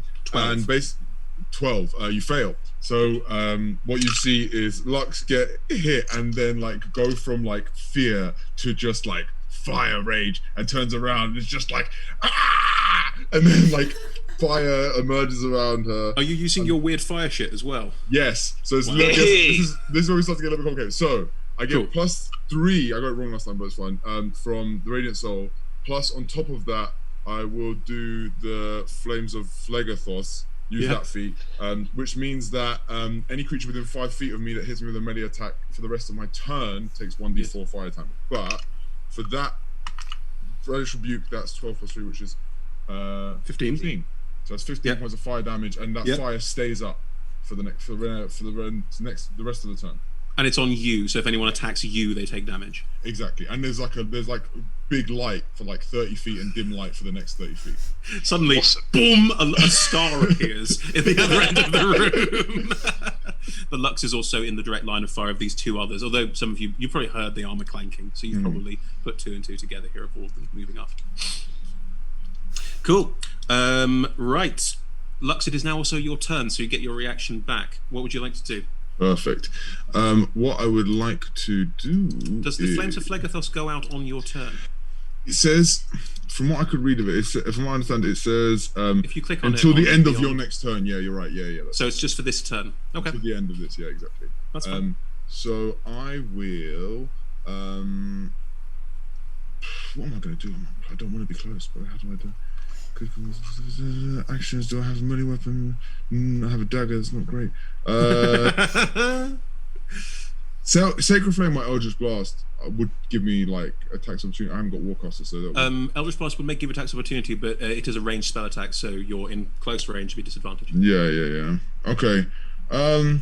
In which case, I'm gonna go for a weirdly bold move because it uses what I already have up, and I'm gonna move into the room, provoking attacks of opportunity from anything that's within 5 feet of me. Okay, it's just the one at the moment. The other's just the one. Okay, cool. So you're provoking opportunity from one of them. That's a 12 to hit you. This is. Okay, so it swings out with its arm as you move away from it, and you duck underneath it. I think the flames sort of kiss the fist as it's going past slightly, and sort of there's that slight sense of melting because this fire is so hot. Yes, and it gets literally fire of your infernal heritage. Definitely, and it takes the 1d4 damage because it made a melee attack and it was within 5 feet of me, right? Yeah. So roll me a d4. That's a 3. Yeah, fine. Takes 3 more damage. I'm moving to the room, and then I'm going to turn around and cast Sacred Flame on it again, because if it ain't broke, it was broke, but now it's not broke. So it's not yeah, do it. Cast another dex save from that. Dex save from a massive suit of armor. That's a 4. Yay! So then we get. I say massive. It's human size. It's not like. It's just chunky. So then that is 1. Oh, it's 2d8. Man, I'm not paying attention at all. Okay. Yep. Right. Well, that's my fault. Now I get 2d8. So that is a 7 and an 8 plus 3. So that's 18 points of Sacred Flame. Ooh. Nice. Wow! It's a big round. Yeah, as it swings you turn around and just the Sacred Flame at it, and it just scatters. All of the armor pieces go flying back into the other dressing room on the other side of the hall where it came out of, and just scatter away. You completely annihilate one of them. Yeah, nice, good move. Takamon gives you like a military salute for that one. Excellent, very, very good. Lovely. Worldweaver. You are not in melee combat with the other one in the room. Lux has just stepped up next to you. These rooms are not large. You don't have a huge amount of space. You are roughly 10 feet away from the one that Tekkamon is engaging with, and about 5 feet behind you is the doorway. Yes, doorway. Can I have a little look to see how many are seemingly approaching? You'd have to step up to the doorway and look out to do that. Yep. Okay, you step up to the doorway and look out. You've only moved 5 feet, but you can still peer around the corner, I'll say. There are 2 walking up the corridor towards you, and both of them are roughly 15 feet away from the door itself. Okay, so there's only 2 of them. But it might be preferable. Yeah. I'm going to, like, the flavour of doing this as an artificer is I just have like kind of I've made myself like spell capsules which look like just kind of large pills, but when I pull them apart that like or I twist them, that means that all of the things, like all of the components mix and I can just kind of chuck it. And I would like so you've made potion grenades. That's a very unsciencey way to put it, but sure. I was going with potion pills or capsules. Okay. And I would like to cast web on where they are. What do they have to roll? A dexterity saving throw. Fuck you. One rolls a 10, one rolls a 5. Haha, they both fail. So, like a big sticky web encompasses both of them. And this is less of like a spider web and more of like a sort of gungy chemical, like... Yeah, cool. Very much nice. so. I'm thinking flubber. And they are restrained. They are restrained. Do they have to use their action to break free, don't they? Something like that? Yes, I believe so. We'll get to that on their turn, just to keep that page open so we can make sure we access it when we need it. Yeah. Lovely. Tekamon. So am I actually engaged with one? Yes, Woody and you are currently engaged with one because you were right in front of the one you were hitting, which was just a clothes horse. And Right. The other one is now punching at Woody, nearly punched Woody out of the air and is next to both of you. Yeah. So there's going to be a turnaround and a leave him as a sort of callback, and then there's going to be three attacks on this Do new it. one. Ooh, that's better. There we go. 23. Yeah, that hits. Where have you been all my life? Hang on, I need a D8 in that case. Do you want to roll all 3 attacks, then roll all 3 damages? Yeah, Because much that's better idea. Much better idea. Thank you. That's even bigger. That's 20. It's over 20. Yeah, it hits. Yeah, Yep, that's 3 over 20s. 3 hits. 3 yes. solid hits on this big old suit of armor. Just clonk, clonk, clonk. So- Are you? Hang on. Are you raging? Not yet. Okay. Give me a minute. Well, you could rage the bonus action before you attack. Therefore, you get the rage damage on all of these. Understood, but I'd lose an attack because that would be my bonus action, which is one of my. It would. You are correct. I am sorry. Go ahead. I'm getting this. It's slow, but it's sure. Okay. So don't forget to add the modifier to each of those. So Yeah, what it's is your modifier? 26 points of damage. Oh, Nelly! You just just start swinging wildly. Do you want to divine smite as well? Because you're a barber paladin. Understood. No, I'm not going to do that yet. I think what I want to do is I'm going to hit the first pick. The first pick is going to hit in the in like the center of the thing, and then the second one is going to go more or less in the same place, and then the third one is just ripping apart, trying to open this thing up like a can of beans. Well, you do. You sort of like pull. You almost blood eagle this suit of armor. Yeah. Sorry, if those of you don't know what blood eagle is, don't Google it. It's not a good thing. You tear the chest carapace open. You can see inside there is nothing, absolutely nothing. It is animated by magic, but you have torn it asunder, and it has taken, how much is it? 23, 26. 26. But yeah, I rolled really high. Wow, it's not looking good. Good, yeah, right. You have basically nearly torn this thing asunder. Brilliant. Amazing. That's what I was looking for. Perfect. And I love it. Also, I mean, because the idea was that I was trying to draw it away. Oh, I can't really do that, but like I'm trying to draw it away from Woody. You've got its attention. Yeah, that's what I wanted. Woody, before your go, when the webbing popped up, Worldweaver, while you're there, from the corridor, you see like a head sort of like peering out of the corridor, looking down, and it looks just like, again, it's a humanoid, looks like a servant. You can't really see much. You see a head just go.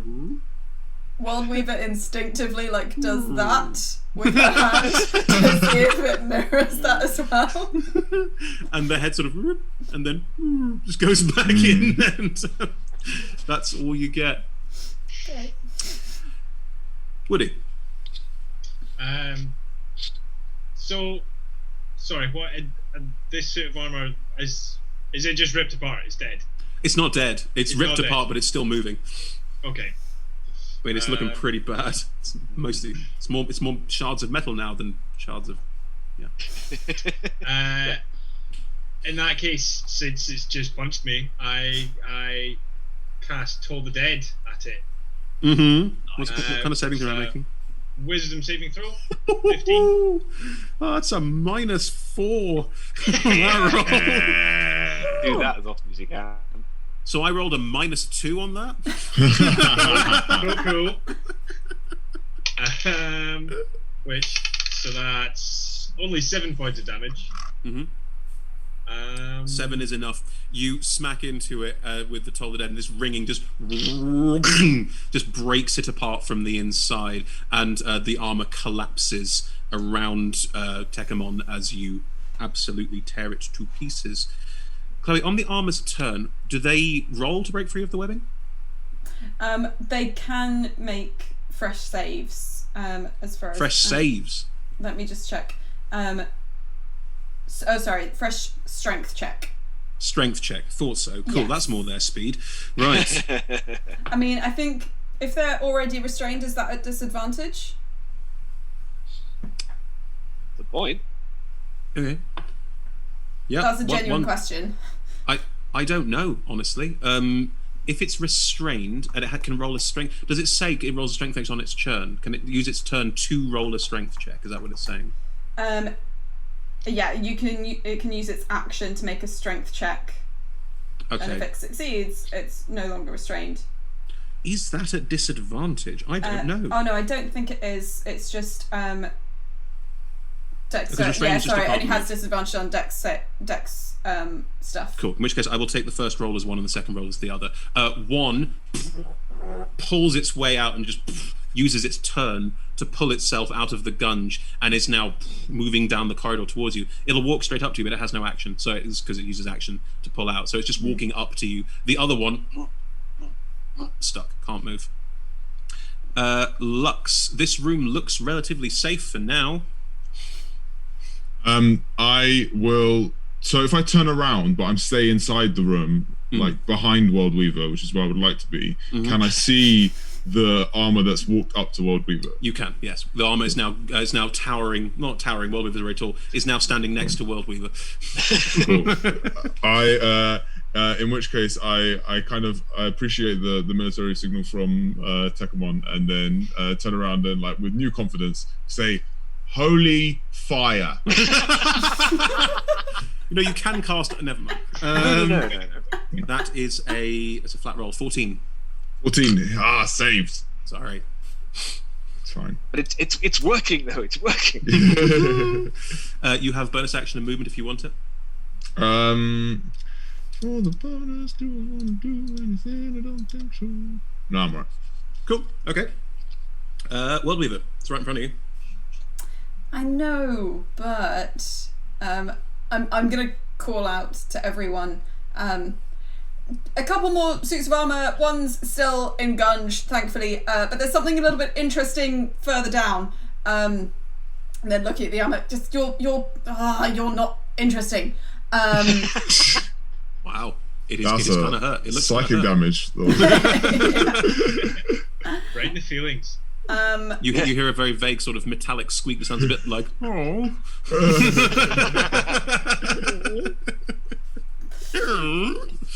Interesting to me.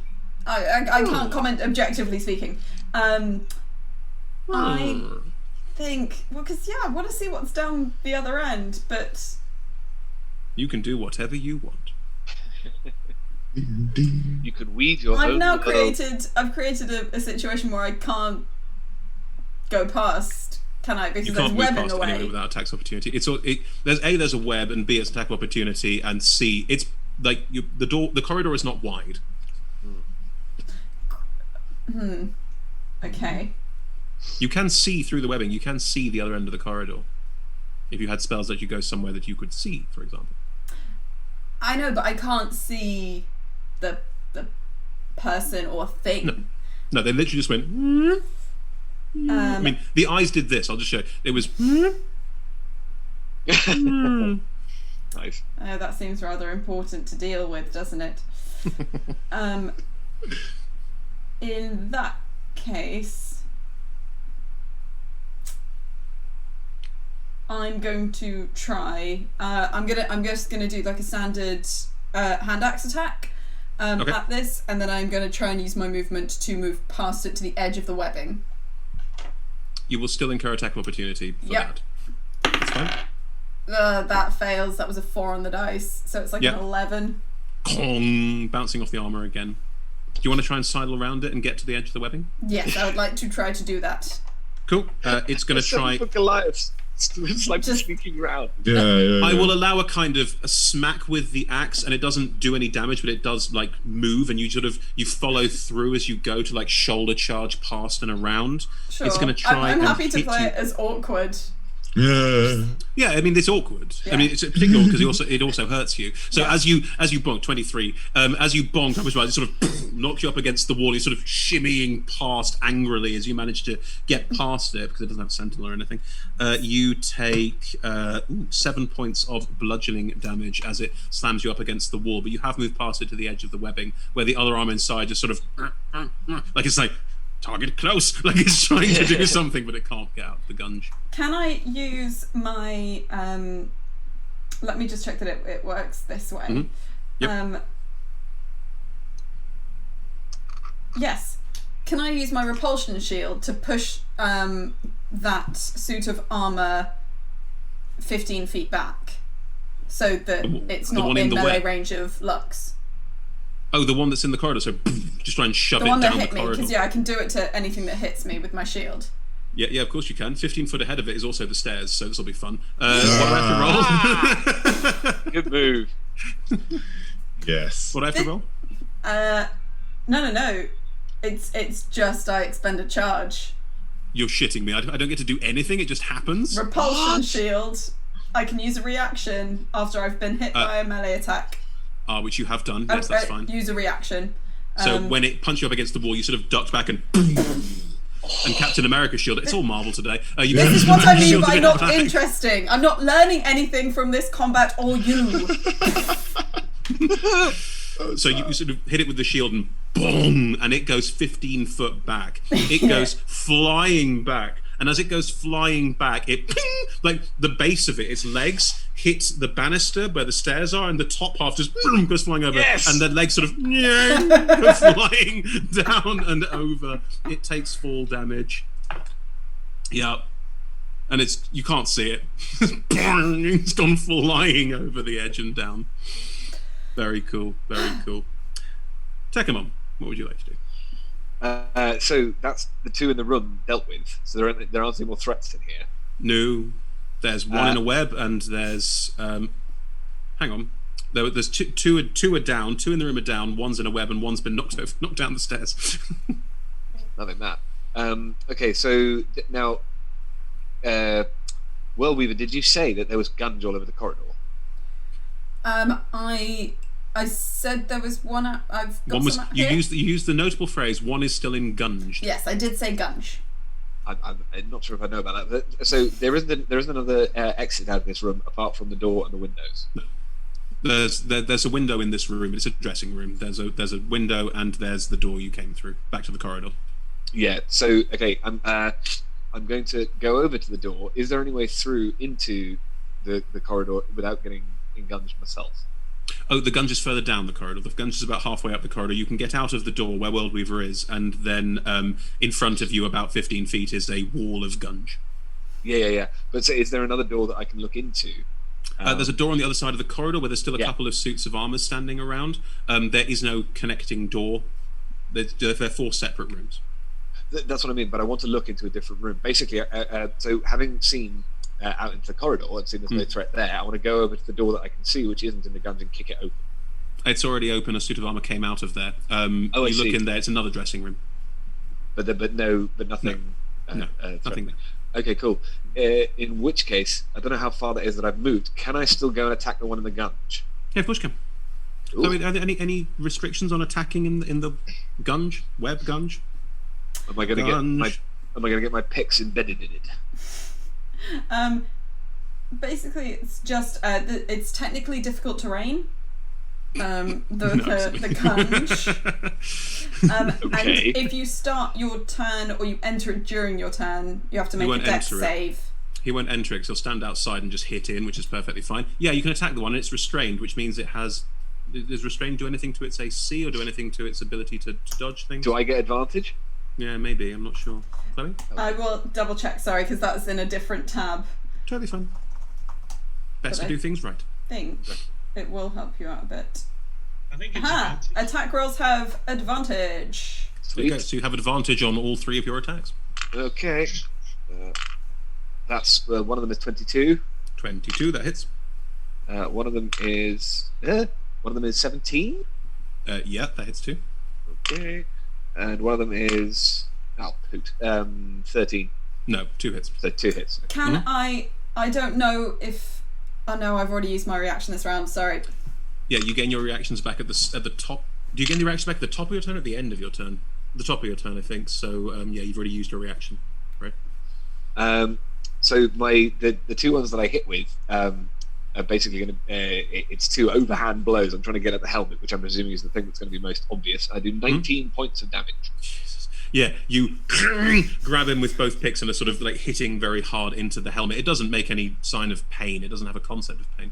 But you just sort of bash into it and quite heavily impact it.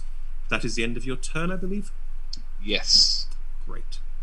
At the end of your turn, from behind the gunge, where Worldweaver saw the figure, the head, lean out and then lean back, one of the, a Dybbuk, comes flying around the corner, comes flying down the corridor, and just goes straight through the gunge like it isn't even there, and just runs straight into you, Tekmon. You just get into you, and you get like almost knocked off your feet as it rams straight into you. That is a 21 to hit you. Yes. Damn it. You take 12 points of damage, of which 5 is your hit point maximum reduced by. Oh, good. Oh, yeah. Good. And as the Dybbuk just down the corridor and straight, like almost passing directly through Tekmon, you're just covered in this gelatinous slime. As this thing just goes straight through you, necrotizing you as it goes. And as it does, it goes and goes straight through the floor. And Tekmon's lying on the ground, covered in gunge. And that's where we're going to take our break. Oh, okay. Join us again in about 5-10 minutes. See you in a minute. Bye, everybody. Bye.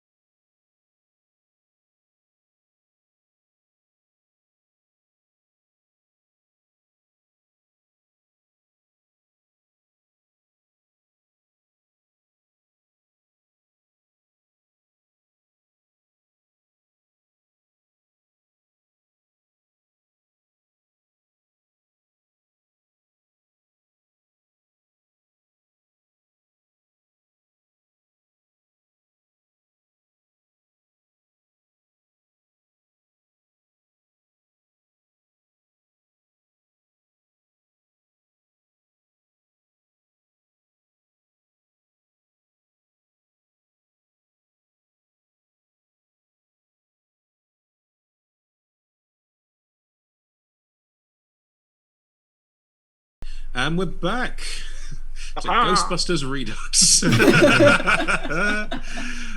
Right, where were we? So, the Dybbuk has just flown through Tekkamon and attacked on the way, and has vanished through the floor as it's gone. Right. So, yes. Just to say, I've remembered for when we get to the armor that's in the web, I need to do a concentration check because it's a concentration thing. The gunge, and I got hurt. Can you roll that now, just so I can then describe the scene depending on what happened there?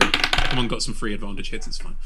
Yeah. Is it a con check? A con save? It's a concentration. It's a con saving throw, and the total you have to hit is 10. Phew! I hit 10 because my save is +4. Ooh. Wow. You maintain concentration, so no retcons required. Excellent. One of the suits of armor is still in this web where Worldweaver is in front of it. Tekkamon is in front of it. Worldweaver is behind Tekkamon. I've just seen the Dybbuk just through Tekkamon and then in the ground in front of you. There is a suit of armor that is partly up, partly down some stairs. We'll deal with that later. And Lux and Woody, you are still inside one of these dressing rooms as described. We can drop out of initiative because the suit of armor I'm just going to do a couple of rolls for at some point, but at the moment things seem pretty static here. For flavour, can I say that both of my picks are buried in its helmet, and I've just been blasted away from them? And totally fine. You're welcome to. What would everyone like to do? I'm not going to do initiative. Like, we can fall back into it if we need to. I'm just going to see if the armor breaks out at some point.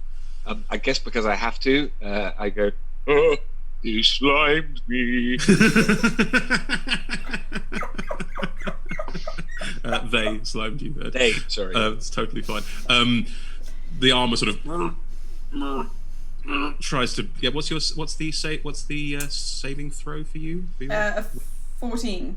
Yeah. Just trying to make its way out but can't move, and the pick's still embedded in its helmet as it's trying to move. What would everyone like to do? So I'm going to get up and very slowly go over and try and get the picks back. Yeah, you can. It's fine. It can't move. Just pull it out of the top of the head. Yeah. Woody comes out of the room. Well, it looks like it's gone downstairs to whatever is being held in the basement. Yes, maybe it's time to go for the thump. Yes. Yeah, it feels like down. In a manner of speaking, yes. Worldweaver has no self-awareness about That's fine. that at all. You tried the moan, now it's the thump. Yeah, you can move away from the the armor, which is still trying. Just rolled again. It can't break free of the webbing. Looking over at the stairs, what do I see of the one that's half up, half downstairs? Bits of armor are lying all over the place, and they're slowly like trying to reform, but it's going to take it some time, clearly. So we can get past without. Yeah, let's go quick. Do you say that? Yes. I think we should go now. I think we should go now. Yeah. So yeah, as we go past, if the things are slowly moving back together, Tekkamon's going to kick a couple of the pieces so that it's further away. Nice. There aren't stairs going down. Oh, interesting. Sorry, what do we get to then? You get to the bottom of the stairs. You're back in the hallway. And there's no right. Okay.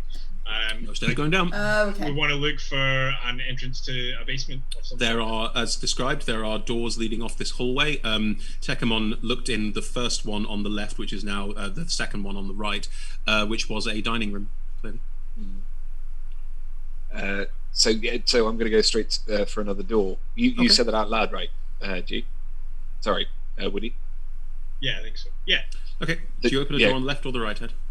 I'm going to keep whichever side I started on with the dining room one, I'm going to keep going along that on your row. right, which was its left. Yes. Exactly. You open that door, and it's a kitchen space, and there's clearly a door at the end of it that connects up to the dining room that you saw in the first one. Again, this kitchen's been largely destroyed, smashed to pieces. There are various pots, pans, knives, all sorts of other detritus just lying around on various surfaces and things like that. It looks abandoned. Cool. and in which case I turn around and do a sort of to indicate that there's nothing in there, and then keep going along. You said there's 4 each side. No, there's 2 each side. Oh, there's 2. So on that side, so I just indicate not, and then try and go over to the other side. Okay. You open the first door on the right, and this looks like, again, a hallway, but it's stairs going down. Ooh. So, yeah, turn back and go. Cool. And Yeah. you'll start heading downstairs. The armor Yeah. that... Sorry, go ahead. Sorry. No, you go ahead. I have something to do before we go downstairs. Okay, go for it. I pull out a rust bag of tricks Mm. and reach inside. Where are we? You pull out a fuzzy ball. So I reach inside and I pull out a fuzzy ball and I throw it on the floor, or drop it gently on the floor, and an owl springs out. Yay! Quite useful. But this is Topical. this gets a round of applause from Techmon because he really loves that trick. Splendid. You hear from upstairs. You still hear the faint. Can't still rolling for it. Still can't break out. Oh, man. Immensely effective. Cool. What would you like to do? Your owl basically takes commands from you, Woody, so you can tell it what to do. Can it? It can't like communicate back to me. No, just an owl. Yeah. Okay. I mean, go on. Try and communicate with it. No, I'm good. Woo. That's what you're gonna get. If we're like, I'm gonna sort of indicate to people to come along, and I'm gonna go down the stairs. Okay. You start walking Impetuous downstairs. youth that I am. Sure. There's a door at the bottom. I'm gonna get to the door and wait for other people to catch up before I go through it. But I'm there, ready with my hand on the handle if there is one, ready to go through. Okay. Is everyone joining up with Techmon? Yeah, right now just kind of like following Techmon. From upstairs, you finally hear a sort of, and the armor pull itself free of the gunge, but it's miles away. Well, if I'm going to indicate to somebody if they get to the because there's a door at the top of the stairs and there's a door at the bottom of the stairs. I would say to them like shut the door at the top of the stairs. As in, like, who would be at the back of the chain of people? Who'd be the last person down? Really? Okay. I don't think it would be Woody. Yeah. In which case, Lux, you just close the door. Yeah. I tiefling tail. Nice. And as we all know, animated armor, no opposable thumbs, can't open doors. So That's what I'm hoping. that's fine. Yeah, you get to the door at the bottom of the stairs. Tekemon at the front, Lux at the back, the other two in the middle. That's fine. Tekemon, are you opening the door? Okay, so my plan is to like rip open the door and then try and move in and go as in like along the wall to the left hand side. So I'm not going into the room, I'm going along to the side. Okay.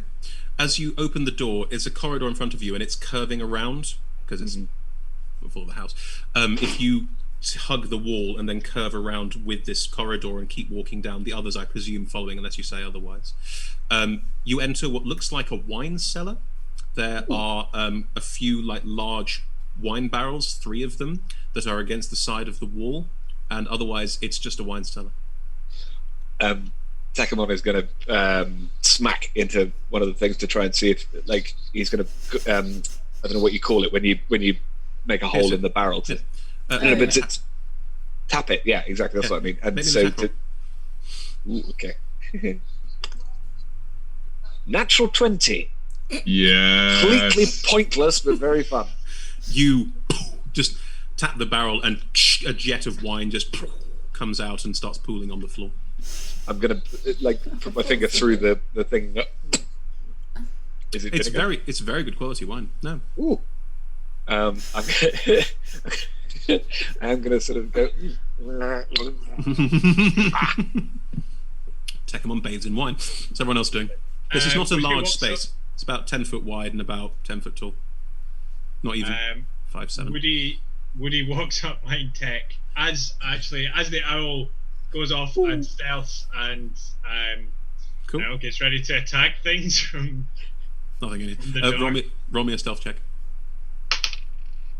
Oh god. That's 13. Woo! The owl makes a lot of noise as it flies in, and it flies to the end of this room. There's just these 3 barrels, and as far as you can see from just walking in, nothing else in here. I guess I'm having a look around, investigating the room to Cool. see. Is anyone else coming in and investigating? I'd like to look for entrances and exits. Grand. Lux? I think I will stand behind Tekamon and just but slightly to the side so that I don't get wet. Yeah. And just stand at the back near the door. I'm presuming that you've still got the glowing light on Yes. so that's the only thing lighting up this place. There's no light down here at all. There are war sconces for torches, but they've long gone out. Cool. Can those rolling investigation checks? So Woody and Worldweaver, please roll me investigation checks, please. I'm happy with that. Dirty Cool. 20. Dirty 20. 24. Nice. Between the two of you footling around this space, there's a couple of wine racks and things like that as well. The 3rd barrel, as you come close to it, as you're sort of knocking your way down, sounds hollow. With a 24, Worldweaver, there is a strange script where the other barrels have written on them Echo Falls. The 3rd one, where it should have the winemaker's crest and writing on it. Do you speak Infernal? I do not believe that I... Nope. I do. You can see strange writing on this that you don't recognize as Woody flies up behind you. Woody, you read in Infernal, enter. But it's in Infernal. Well, this is the way forward, I think. It's not meant for us, obviously, but this says enter here. Oh. Right. Is it in any way obvious what we're meant to do with it? Because It says enter on it in Infernal. That's it. that's it. Do we open it up? Tap. I give it. I grab it and. Barrel. I want to tentatively walk over, Yep. have a look at what's happening, and then read the Infernal compulsively, I guess, just because I can read all writing. I'm a roomkeeper. Yeah, it says enter in Infernal. Yeah, so I say enter an Infernal out loud. Cool. Nice. As you say enter in Infernal out loud, the cast sort of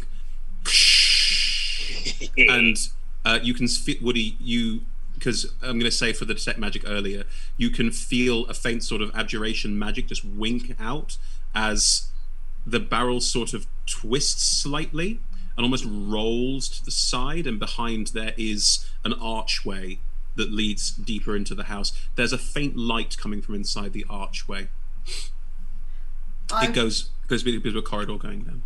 I would like to side up to Lux, and just kind of in my pockets and such just rustle through and then pull out a small vial of potion and just go, found this in a market the other day, thought it might be your kind of thing, and just, well, with infernally open doors, probably the right time to pass it on. And I hand you, I think, because Worldweaver again is very not self-aware, assumes you know what it is, so isn't going to say what it is unless you ask. I say, thank you. Here you can have this, and I give you a small hammer that I have in my equipment because I feel awkward taking a present and not giving one back. Oh, right. Are there any properties I should know about? Yeah, if you hit things, then they hit. Fantastic. Classic hammer. And I just tuck it into my belt. I figured, fire stuff. You're very good at it, so. Is it so? If I drink it, what happens? I become fire. I'm on fire. Oh no, darling. You breathe it. Out. To be honest, I didn't ask about the direction, but that's on me. You breathe fire in. That's what it does. I believe Worst out. indigestion ever. Potion of fire intake. But yes, as far as I'm aware, yes, out as a weapon. Oh, Or What's a the light. marching order? What's the marching order heading down this corridor with some light at the end of it? I'm staying near the back because I'm also not going to stealth because I'm not good at it. Okay. I'm definitely gonna lead. I'm also gonna lay hands on myself for Oh dear. for 10 points. Okay. Don't forget your hit point maximum has been reduced. Yes. Thank you. So Tekemon's at the front, World Weaver's at the back, the other two in the middle, I'll say, is fine. Yeah. You are all heading down this corridor, and the light up ahead has a faint, strange blue tinge. And as you head forward, Tekemon, you see first, as you round a corner, there are stairs down, stairs sort of adjacent to the wall, so it's stairs next to the wall. And in front of you is this rather large room. It's about 20, 25 foot tall. It's almost like it's a 25, 30 foot cube almost. In the center of this room is a blue circle. Inside the blue circle is a creature that you don't recognize.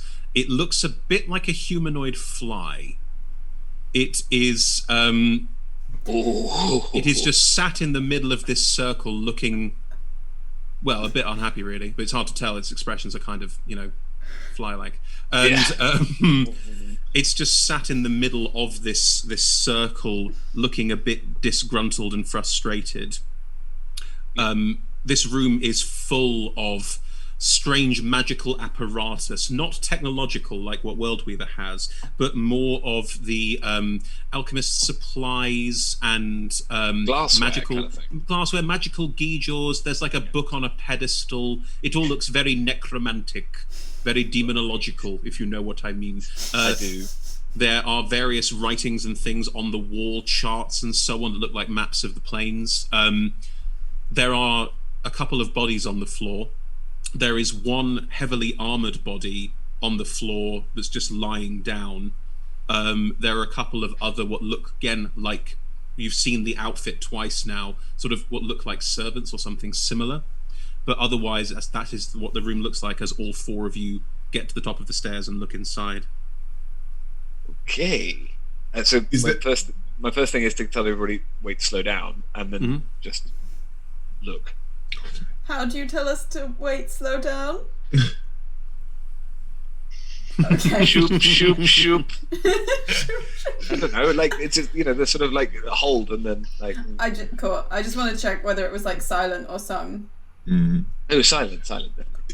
Is there anything that we can see hanging from the ceiling, or like that lines the walls like up, or like is towards towards the ceiling part of the? There are some sort of very elaborate Gothic wall sconces. Yeah, they're not lit or anything.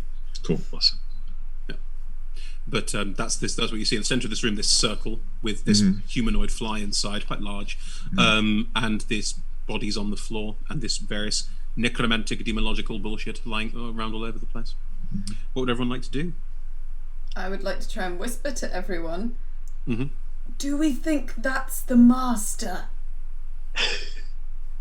There was one mentioned. That seems like a reasonable assumption. Yes. Inside, the humanoid fly looks up and sees all of you entering and just starts buzzing. And as it starts buzzing, there's a very sort of strange, unpleasant droning sound that starts to slowly fill this room. As the strange buzzing sound starts to fill this room, can everyone please make me a Constitution saving throw? Oh. Okay.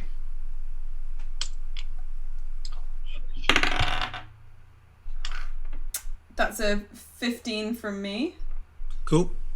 9. Yep. I just re-rolled what was kind of a 16, but also kind of cocked, and I've got 6. Okay. 7. I was going to Worldweaver. use like one of my reactions, but I feel like you're all too far down to help. A little bit gone.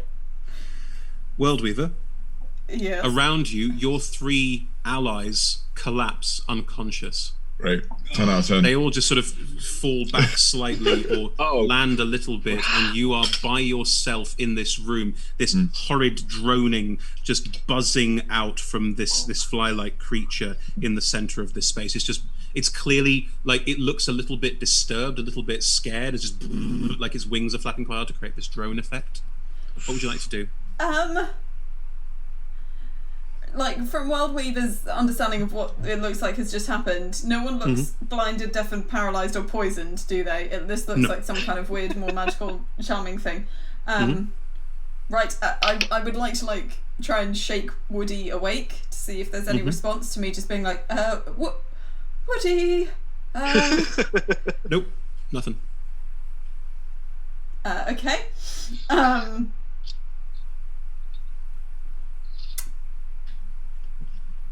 Looks at the fly. I'm only interested in information. I just want to know what's Slow down the happening. rolling. Firstly, do you understand me? Are you here to kill me? Not necessarily. Simply to see how best two very disparate groups, demons, humanoids, etc., can coexist, because there have been some issues. But do you know Elias? oh, the fancy one, the one not on a horse. Yes. Well, I know of. I need Elias. Bring me Elias. He can free me. Then I can return to my people. Do you know where Elias is? When the city went to Avernus, well, he vanished upstairs, trying to discover what has happened. He left the room. Then my allies came and there was a misunderstanding. What kind? Sorry, yes. My friends trying to free me, they killed the other one. I would like to leave, please. Okay, more than happy to help you with that. May I just ask one question? Is there any way, whilst we head upstairs to help Elias, I mean, I will need your help in waking up everyone I came here with, but is there a way of the green, slimy, slurpy one, My Tibuk allies, yes. Yes, has injured us rather badly, and if they keep doing so, going to be hard for us to find Elias. Is there some kind of... They are protecting me. Is there a way of letting them know that we are helping you? So they... As you say this, from the roof, two of them just come flopping in from the ceiling and just come flying down towards to attack, and then slow down as you hear, "No, wait. They might be able to help." And both turn back, and this is the conversation that you hear, and I've done this to myself. But you told us to make them leave. Yes, leave. Yes, people who are not part of this. I need Elias. We can't find him. No, he's not here. Blah, blah, blah. This is unfortunate. I need to leave. I must leave. Yes, leave. No. Maybe they have knowledge. We could possess them. If we possess them, we have their knowledge. They both turn. No. That's an outright no on that. If maybe they do have the knowledge. Do you know how to free me from this? Oh, that's to me, right?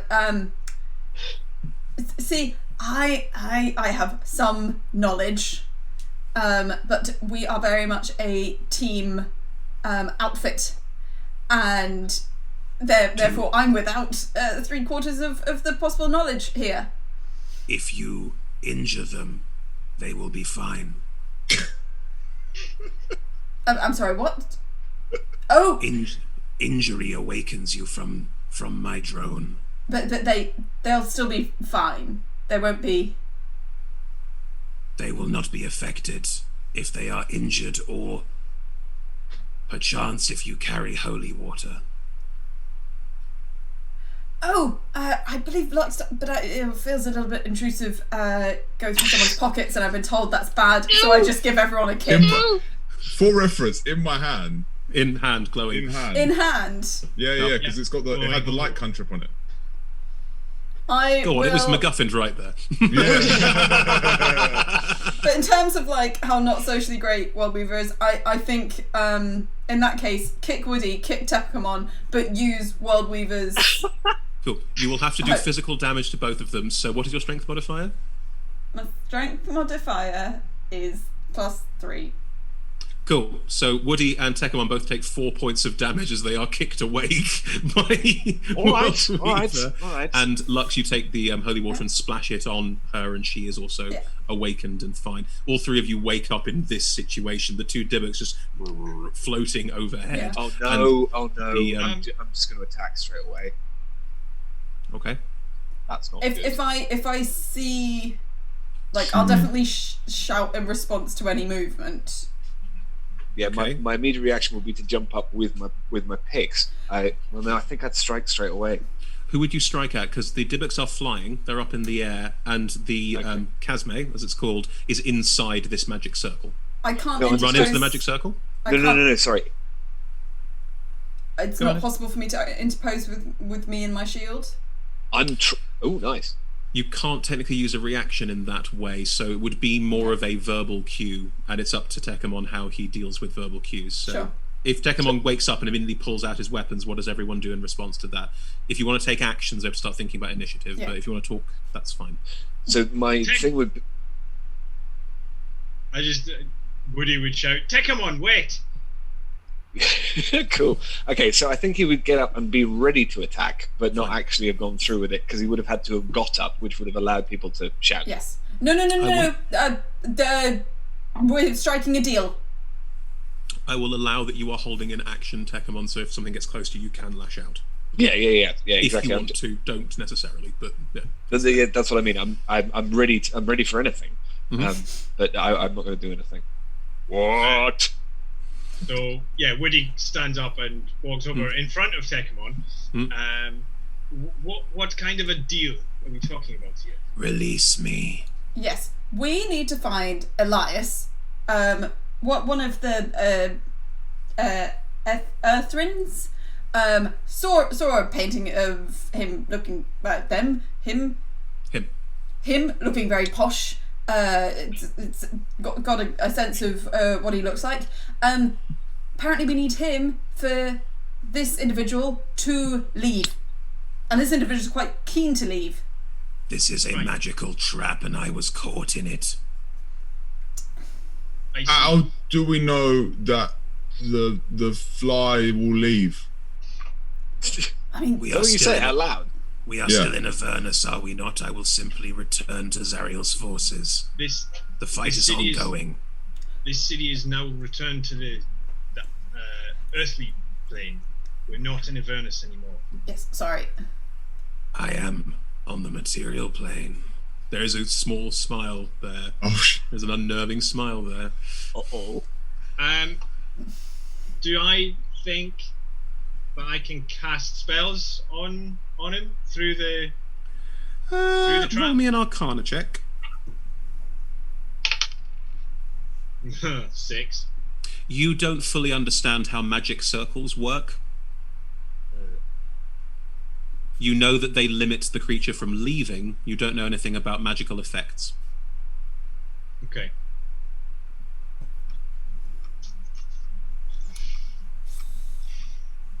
What would everyone like to do? I'm just waiting. I'm still holding. If no one's moving, I'm not going to attack anything. The Dibbocks are now talking to each other in infernal. They're just talking. Yes, apparently, Elias is upstairs, but the green slimy ones weren't able to find him. At that, one of the Dibbocks sort of looks around at you and goes, "No, not upstairs." Have you checked? Can't find. If we found, we would Wait. possess and then come down and turn off spell. And Why did he trap you in there? I believe it was an accident. Inside? Yeah, that sounded so suspicious. Sure, Romy. 18. 18. Yeah, it's a really bad deception roll. 8. You don't know, but it definitely wasn't an accident. I look at. Go on. I don't really think you're fooling anybody with that. This Elias is a demonologist. Elias was interested in this happening, and when the city reverted to Avernus, he used the opportunity to trap me. I was not expecting to be trapped. I was expecting to find morsels, souls, things to return, and instead I have now been caught in this magic circle. I wish to leave. And if I could send you back to your own plane, how would you feel about that? Oh. If it is the best way, then I will. The Dybbuk's both sort of. I will not. I don't know what's going to happen, so I'm just going to cast Banishment on him. Nice. Do it. That's it. That's awesome. Yeah. Yeah, man. Talk me through banishment. You can still affect things inside Magic Circle, so talk me on banishment. Cool. It's a charisma save Okay. of 15. Okay. It doesn't say if they can choose to save it. You can always choose. You can always choose to fail it. So yeah, the target is banished to their native plane of existence. Mhm. If I concentrate on it for 1 minute, and they stay in their native plane of existence. Yep. Right. It is going to try and resist it because it would rather be on the material plane, harvesting souls. But we'll see what happens. Okay. Has magic resistance, so I guess roll advantage.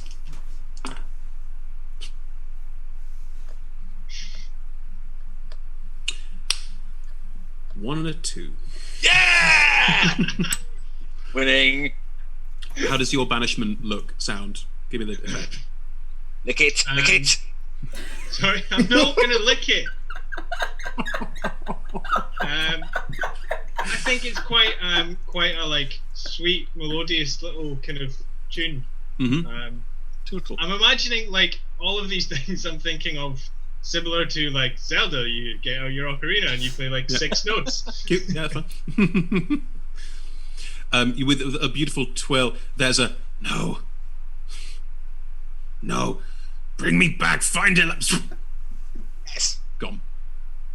The Dybbuk's just.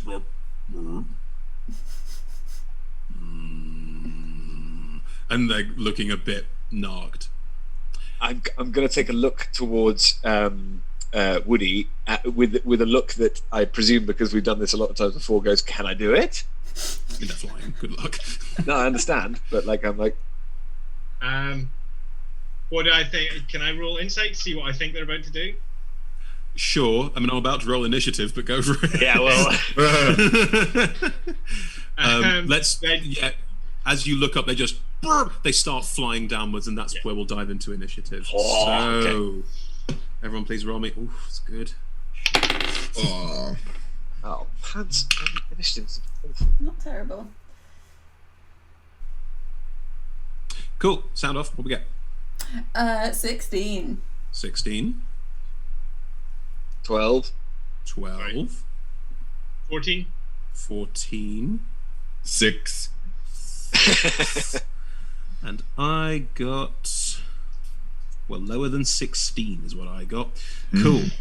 Right. World Weaver, what do you want to do? The Dybbuks have just made an aggressive action flying down. They're not flying towards you. One of them is flying directly towards the armored figure. and one of them is flying towards one of the other bodies. What would you like to do? Oh, as they of course start making they aggressive are. attack actions, and they take over the stats of the thing they possess, which is just excellent. In that case, you know what? Okay, how close are the armor and the body to each other? There are a couple of bodies on the floor. There's a armored body on the floor, which you can presume is the same armor. It's probably Kenneth. And there are a number of, there's about 3 servant bodies on the floor as well. How many? Just because I think it is going to be the most effective thing. Yes. In a 20-foot cube, I would like to position the 20-foot cube to catch as many of those bodies as possible. In a 20-foot cube, I'm going to say, because the room's not very big, capture all of them. You might hit an ally. What are you doing? I would like to get out one of my capsules and again do web, so that if they do possess them, they won't be able to move. Oh, such a good move. Oh. Web. I will say that by doing this, because of where Tekamon is, and Woody's saying that he was standing in front of Tekamon, you will also hit Woody and Tekamon. Are you okay with that?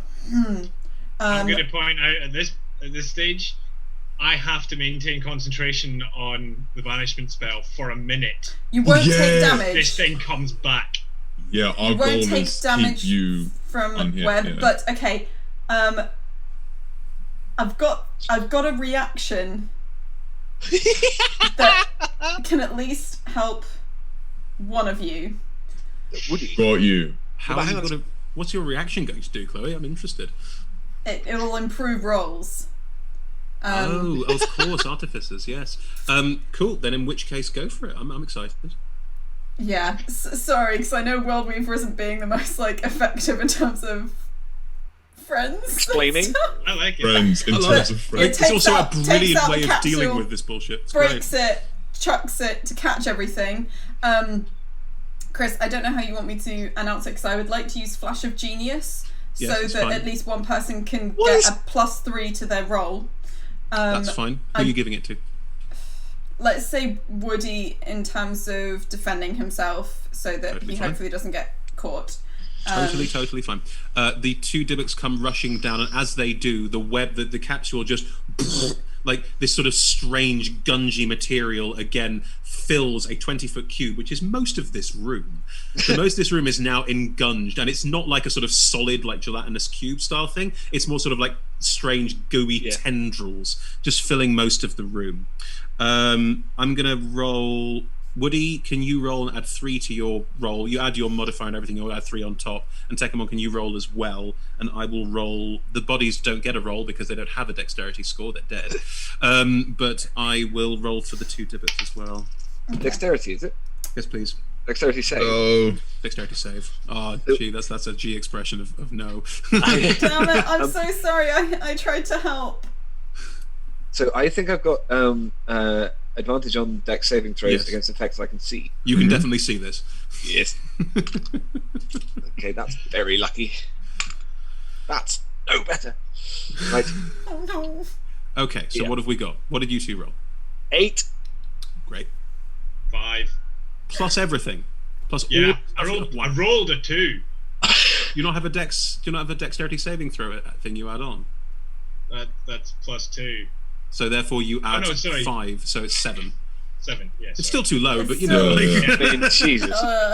I'm so sorry. With a wet pop, this sort of gungy just fills the entire room. You catch one of the Dybbuks as well, as your 2. One of them. One of them. They can turn incorporeal. It doesn't matter. One of them. The bodies, Yeah, but the bodies are completely stuck.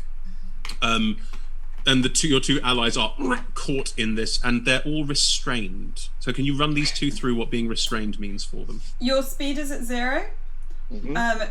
Attack rolls against you have advantage, and your attack rolls have disadvantage, and you have disadvantage on dex saves. That is what restrained is. But you can still try to make attacks. You can make fresh saves. Sorry, a strength check, I think. Yeah, strength check on your turn. And I will happily use the remaining charges of Flash of Genius I have to try and help out with that when possible, but I can't for this round because it's a reaction. Is Flash of Genius a saving throw or a check? What does it work on? Strength check to get out. No. What does Flash of Genius work on? Saving throws or checks? Both. Really? Ooh. All the above and more. Is Yeah, it just I'm pretty sure. is it any D20 roll? That's a pretty cool ability. Cool. Artificers. Dig it. Yeah. Right. So this whole area is filled. The Dybbuk's were flying towards the bodies. They're not too bright. One of them is they both can turn incorporeal, so the guns doesn't affect them. One is going to fly and fly into the armored body. It's a strength check to break 3. Yes. Oh, no. Please don't succeed after all that. Not straight away. I mean, I've got to try. They're not bright, but this is the obvious thing for them to do. They are not particularly yes. Well, anyway, right. Hang on, just finding it. Please be Nope. bad. The body on the floor tries to move. It's a strength check, not a saving throw. Yeah, it's a strength check. Because the body that it's inhabited has abilities. So I need to check this. Sorry, made it complicated for myself. Champions are indomitable. Roll a failed saving throw. No. Tries to pull itself out of the ground, but is failing. The other Dybbuk, seeing this, is going to look around. And who's it going to attack? It's going to attack Worldweaver because Good. Worldweaver cast Web, and that's the thing that's the problem. It hasn't worked out the banishment thing, I'm going to say yet, but we'll see what happens. So it's going to fly towards Worldweaver and just like try and stop the web from happening. Yeah. That is a... sorry, lost the page. That is a 12 plus 6, 18 to hit you. God damn it, it just hits. Cool. With its tentacles, again, it slimes you, and it just flies through, just going straight through you. You take 13 points of necrotic damage. I want to use my Stone's Endurance. Go for it. Your hit point maximum is reduced by 5. Damn it. I take 10 less, so I only take 3 points of damage. You take 3, but your total is still reduced by 5. That doesn't change. Yes. So you technically you can work that out with your hit points. Yeah, you technically take 5. That sucks. Damage. So that's 5 to my They are G's some and nasty crit. fucking monsters. What Dybbuk's are. Good. So I will it's- also roll my concentration on Yes. Web. That's concentration technically now on 3 points of damage, so it's just a flat 10. Yeah, that's why I was kind of keen to. Haha! Yes, it's still up. Cool. So one Dybbuk is inside the body of the champion, trying to get out of the gungeon, failing, and the other is attacking Worldweaver for this relatively awesome way of dealing with this problem. Interesting. Right, Woody, you are restrained. When you're restrained, you have a movement speed of 0. Can restrained creatures still make attacks, Chloe? Yes, they're just at disadvantage. And you can't move, so there's nothing within 5 feet of you to attack, but you can still cast spells. That hasn't changed. Yeah. What would you like to do? And what do I have to get strength-wise to get out of this? 14. Strength That's mod? the end, isn't it? What's your strength mod, Woody? -1. Oh. There's, it's 20 on the dice and all that. It's doable. Oh no. Isn't that the end of the turn? Because I have to concentrate on the banishment.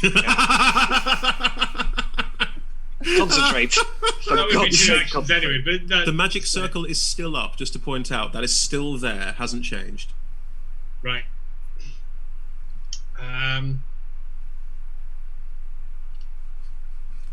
Oh yeah, I'm trying to get out of it. I'm gonna give it a shot. Okay. Nah, that's a 11.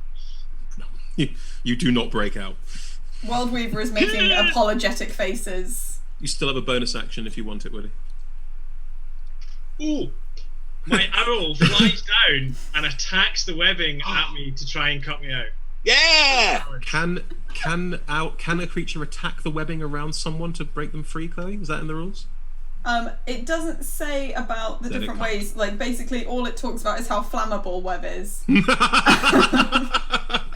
Cool. It doesn't. Now, Lux. It's like, It doesn't say I'm about... aware of the flammableness of web. However, there's no way to attack the web, so the owl can't peck you out. I'm afraid it wouldn't work. The owl. I'll tell you what. If the owl flies down, then it gets stuck. Can you roll me a dexterity saving throw for your owl, please? Sorry, rules are rules.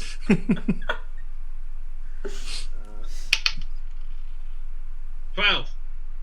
No. Oh no. The owl is now stuck in the webbing as well. Oh well. We're all in the same boat. Well, Apart from Lux, but it's not Lux's turn yet. Takamon, what would you like to do? So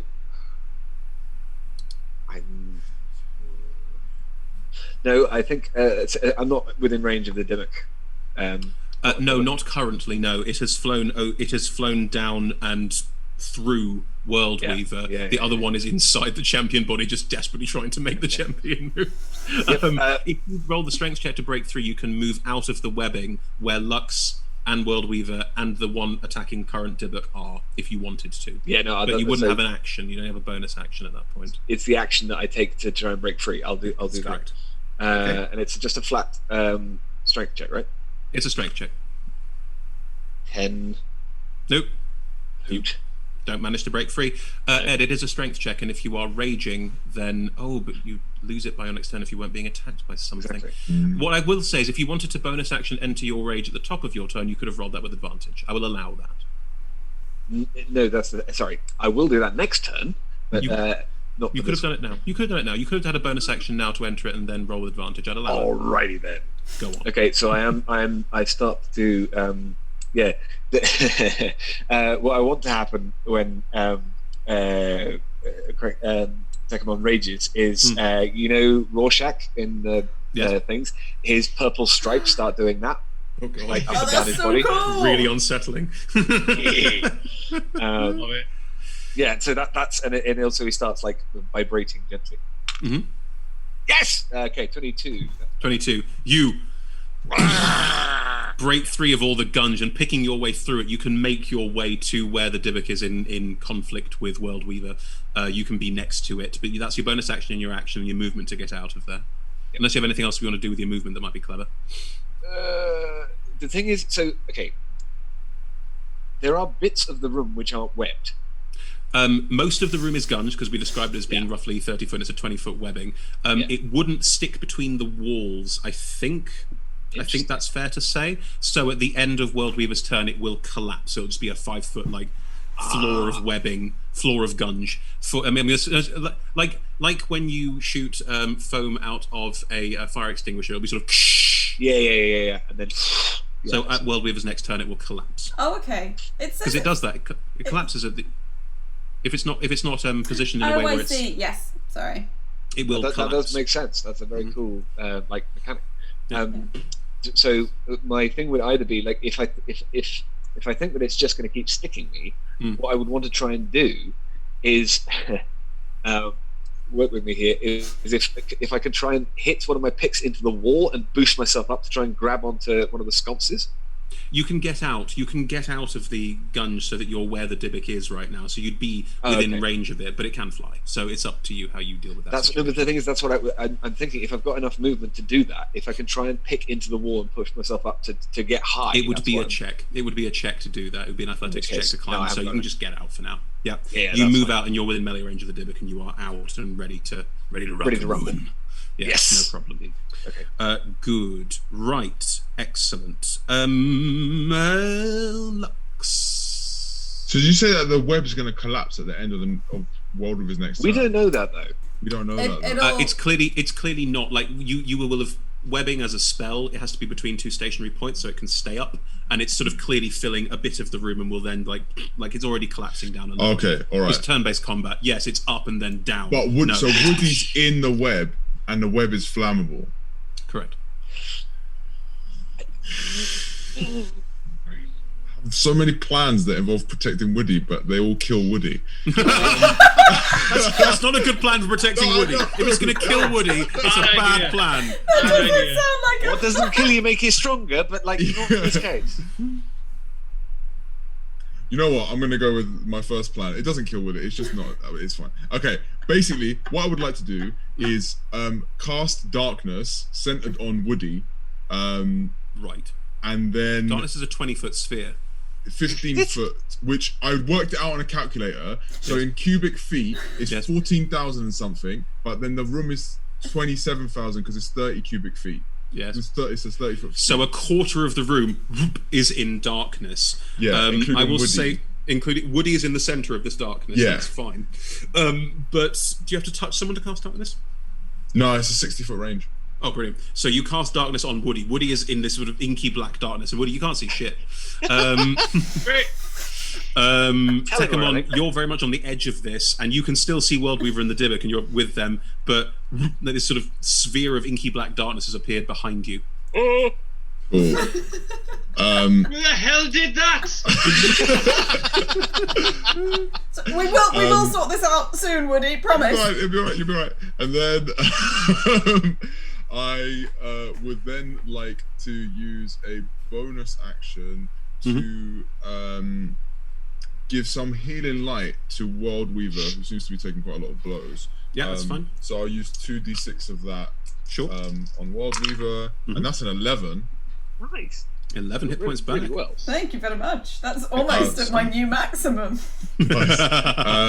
So that's my action and my bonus action, and then I would like to not move. Rarely happens. But yeah. Worldweaver, it is your turn. What would you like to do? The webbing is now like collapsing down. It's created a sort of like 5 foot high area of gunge on the most of the floor of this room. How would it work if I wanted to use the help action, and what I wanted to do was to help pull Woody out of the web? You would have to move away from the Dybbuk, giving it an attack of opportunity. You would then have to walk into darkness and find Woody while not getting caught in your own web, which would be difficult. You then have to use your action not to walk through that area and not get caught in your own web, but to find Woody and then start offering assistance to Woody so that Woody on his turn can. Also, you're not affected by your own web, are you? I have no idea. But isn't... Well, when does the web go collapse, down? Am I not then free? No, you're just in the floor. You're just part of it. Okay, so could I? Yes. The web was cast with Woody there after Woody had stood up. Yes. After I had kicked Woody. Yes. I have my final infusion that I haven't yet mentioned. I've Boots of the Winding Path. So as a bonus, I can teleport up to 15 feet to. God damn it! No, I need to be able to see it. God damn! I was gonna try and like teleport to right next to where I'd kicked you, so that I could easily be beside you. Is it Would've been a good possible? idea. Could I just try to put an object, like the long hand of my mace or something, into the darkness to try and help Woody grab? 15 foot away. I mean, darkness is 15. It's 15 foot of darkness, and you're on the outside of it. So Woody's 20 feet away. Unless your axe has got a super long handle, no. Okay, no, that's It would have to be a fair. halberd. Even then, it's not long enough. Yeah, It'd be not a really. pike. In that case, I am just gonna. There's still one Dybbuk that's messing about in front of us, isn't there? Yeah, it's just. That's just can run from attack you. They just attacked you. It just went through you. You're slimed. You're gunged. Okay, in that case, This is a fun house. acid arrow on that one. Just try and like fully go at it. It is within 5 feet of you. Is that a ranged spell attack? God damn it! Yes, it is. Okay. In that case, flaming sphere, which is 5 foot diameter. So hopefully I can angle that so it's not going to hit any A of. flaming sphere is something that you conjure and then exists in the space. So you would conjure a flaming sphere in the space near a Dybbuk, and then you have to move it into it. It's concentration as well. Sorry. Where's Sorry. Ed gone? Ad's back. It's fine. Yes, I have- effectively okay. what you're doing is summoning a flaming sphere that you rocket around a room. Hand axe. I'm just Nice. gonna take it down to bloomin' hand axe. Go for it. Make an attack roll. That's an 11. Does not hit it. Well, you tried. Did you say out loud that you were trying to do something and you didn't? You were keeping that to yourself. No, I think there was like some muttering, but it was her trying to just do calculations in her head of like 15 foot of muttering. darkness. My mace, not 15 foot. Oh, damn it! And then just brilliant. Yes, limply trying to hit with this hand axe, and it does not work. Cool. If I can, I would just say slightly apologetically to World Weaver. Sparky can see in the darkness. Maybe he can help you next turn.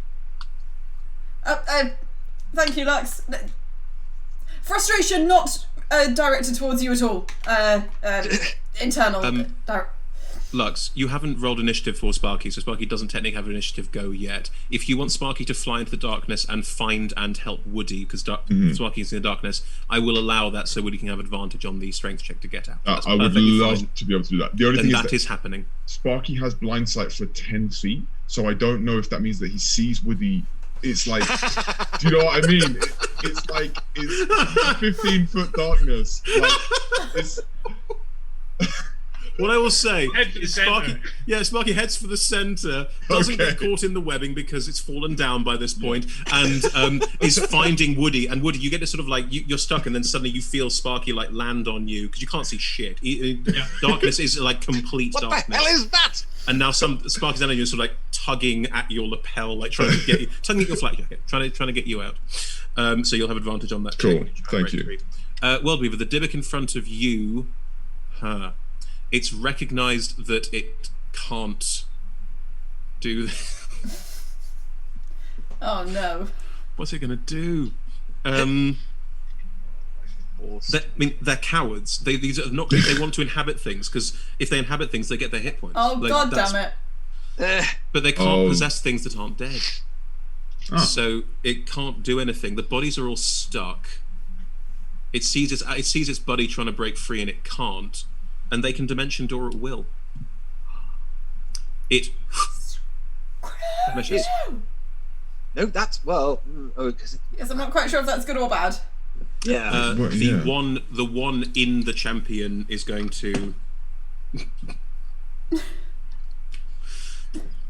The body keeps trying to move. Very sad thing to look at. I think. There's something about this kind of like weirdly macabre. Yeah, it is. It's kind of a Spandau ballet. It just the body keeps trying to move and doesn't, and you can like you there's some frustration, but you don't know that. Right. Gee, it's Woody's turn. You can roll that strength check with advantage if you want to get out. I will happily use my reaction as well to help. You have to be able to see someone with stroke of luck. Come on. Do I? Okay. Look at stroke of luck. What does it say? Creature you can see? It's not stroke of luck isn't the ability, but yes, unfortunately, I have to be able to see them. Obviously.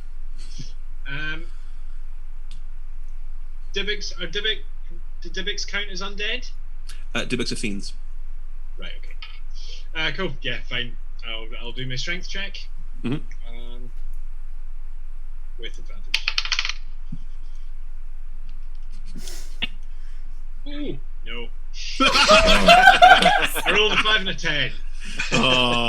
So if you rolled a 10, that's, So that's 9. That's 9 for me. Yeah. What was it?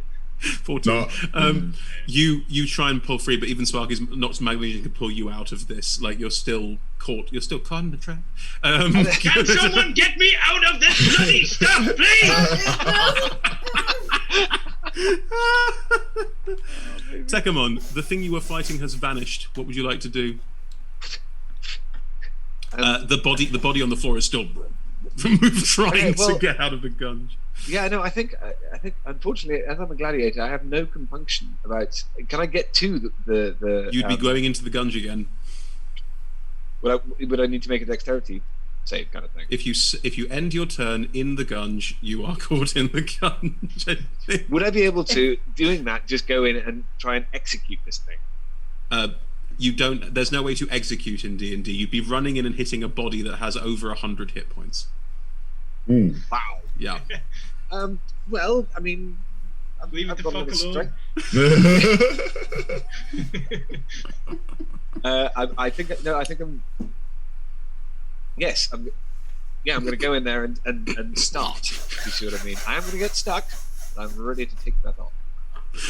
Okay, make me 3 attack rolls. It is prone technically, so you have advantage on all 3 of these. Chloe, when does web come into effect? It's when you end your It's turn, when there. you Yes? enter. Oh, when you enter. Cool. Roll me a dexterity saving throw, Tekkamon, as you walk in. I'll just double check, but yep, if you enter it during your turn. That does Yeah. make sense. That does Yeah, make sense. I mean, yeah, it does make I sense. have Yeah, committed to this, yeah, you have. but dexterity saving throw. You tell me. Yes, please. That plane's stuck in the mud. Basically, yes. No, not even close. 7. Ah! You're up to your waist in it, just... Yep. Can 2 restrained things next to each other? Do they have? Is there advantage or disadvantage if they attack each other? At this point, no. Just no. Okay. No. I might drop concentration on it soon. I feel like it's doing more harm than good. Just Just from concentration. laughing so much. If you drop concentration, there's something with over 100 hit points will be able to act. Are you sure you want to do that? I think. No, I'm gonna see where we're at when it comes to my turn. It's fine. I gave you that anyway. Cool. Tekkamon is caught in a trap. Lux, what are you up to? I would like to like just kind of be looking through Sparky's eyes. Sparky can't see. Or not eyes, sorry, to echolocate in blind Do sight. you get, because you can see through your familiar's eyes. That's the wording on familiar. Is Can it? you Is- get to your familiar's senses? I think familiars. Yeah, you get like perception. What the pseudo dragon senses. Okay. What it Thank you, says. Mom, but I'll allow. While the two are bonded, the companion can sense what the pseudo dragon senses. That's And what it can says. sense with blind sight. That's Yeah. fine. Yes. So you can effectively be in, what is it, an action to look through Sparky's senses? It's Yeah. it's an action to see to like use Cool. senses. Cool. As an action, you become Sparky. Right. And I Alright. say to 2 seconds. I want to then speak through Sparky, and say Right, I'll get Ed back in a to minute. There we go. No, we won't. Hang on. Oh. Sorry, carry on. Ignore me. Very weird angle there, Ed. yeah, I'm that's- done. all right. This kind of that's what Woody's seeing. I've kept the timer running. So I want to speak through Sparky and say to Woody, Woody, I made it dark. I think you're safe in there because no one else can see you. But if you Right. want, I can also just take you out of the mansion and we can run, and then you won't be hit, and then it will work.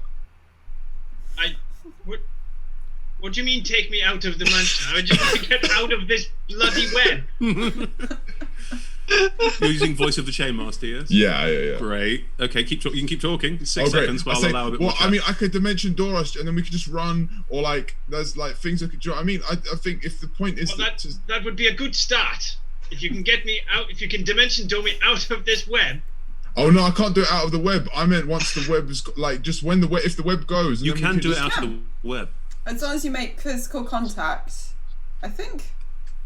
And technically you can cast spells through Sparky. Ooh, Nice. interesting. Yeah, it I doesn't say, stop like teleporting or anything. in which case, then on my next turn, Yeah. I will do that. Then Yeah, maybe yeah. I say, all right, cool, all right, let's do that.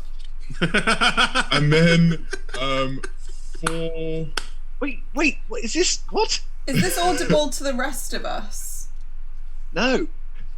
You can, Speaking if through the Sparky's pseudo-dragon. talking, if Yeah. Sparky's talking and talking quite loudly, you could all hear it. Cool, I guess you cool. hear my voice then from within the darkness because it's my Yeah. it sounds like me as well. That would This be has to be- terrifying. Yeah. I love it. Lux just glazes over and suddenly looks his voice inside the shadow. Don't worry, it's me. Lovely. Okay. It is World Weaver's turn. What would you like to do? The body is still flopping on the floor, trying to get up. And there's no. Is there any aid or help I can give? I want to get Tekkamon out of the web. But I will don't say, because know. Tekkamon ran into the edge of the webbing and got snared, that you can reach in to Right. help Tekkamon break free without touching it Cool. yourself. I would like to use my action, and I'll use it to help Tekkamon on his turn. But I'm No just problem. going. I really think it's best if we just get us out of the web and leave them in there. So. Cool. You're gonna Use pull me out. action to go help. The Dybbuk will fly out of the champion's body using a bonus action to leave, and then will also dimension out. Oh. Okay. We are out of initiative. Should I just drop the gunge? I don't think I there don't should know, be a Noel. should in that. Do it. I don't think Noel or Dave Benson ever asked. They just did it, right? There's just kind of like an almost click sound, and gunge is gone. Yeah, just go. So the darkness, is that actually, Still there. does that move with me? Yeah, it moves with you. Yeah, it's darkness on a point. You choose a target. yeah. And Woody Yeah, is you now. center it on an object or a target. That is true. Okay, I've been going out of the web. I guess I fly. I want to get out of this darkness. You fly straight up. It's still dark. Woody, can you roll I'm me a aware that dexterity? there's a ceiling and stuff. Can you roll so me a I try dexterity not- saving throw? Because you know how you can't see shit. Roll me a dexterity saving throw. Wait, can I drop? I don't know if I can drop this. Woody, Can I drop come what- back. what kind of Woody, saving throw come was it? back. Dexterity saving throw, please. Dex 12. Cool. You fly up and stop just before you get to the ceiling. At which point, Pav, I'm assuming that you got the darkness. Yeah. Just before you fly up, and just as you're about to hit the ceiling, just whoa! You just manage to slow down right before bashing into the ceiling. Amazing. So, is that everything dealt with, I suppose? Well, Is but is the fly thingy fully not going to come back? as long as nothing, hits me in the face for the next 30 seconds or so, then yes, we should be okay. I was gonna Shield check up, that. looking around. I was going to check that. So how long have we got? Is it 30 seconds, literally? Yeah. I have to hold concentration for a minute, And we had 3 rounds. and I don't know, I didn't count. Well, yeah. Okay. Do you all sort of stand like waiting Yeah. to see if anything Yeah. happens for the next 30 seconds? Cool. Yeah, I would like to ready wall of fire. For if anything comes near Woody, surround him with a wall of fire that Cool. faces the damaging way out. So that was my original plan, but the web would have hurt. That's why I was Yeah, sorry about that. In which case, I will say that one of the Dybbuks comes flying back in towards all of you. Would you like to cast your spell, Lux? Yes. Cool, do it. What do I need to roll? So basically, a wall appears that is 20 foot high, 1 foot thick, and it is ringed around Woody. Yeah. And so anything that is within, what is it? 15 feet, isn't it? Yeah, something like that. Is it turn within 10 feet of that side of? So if it's within 10 feet of it, it has to roll a dexterity saving throw. That's going to hurt Woody.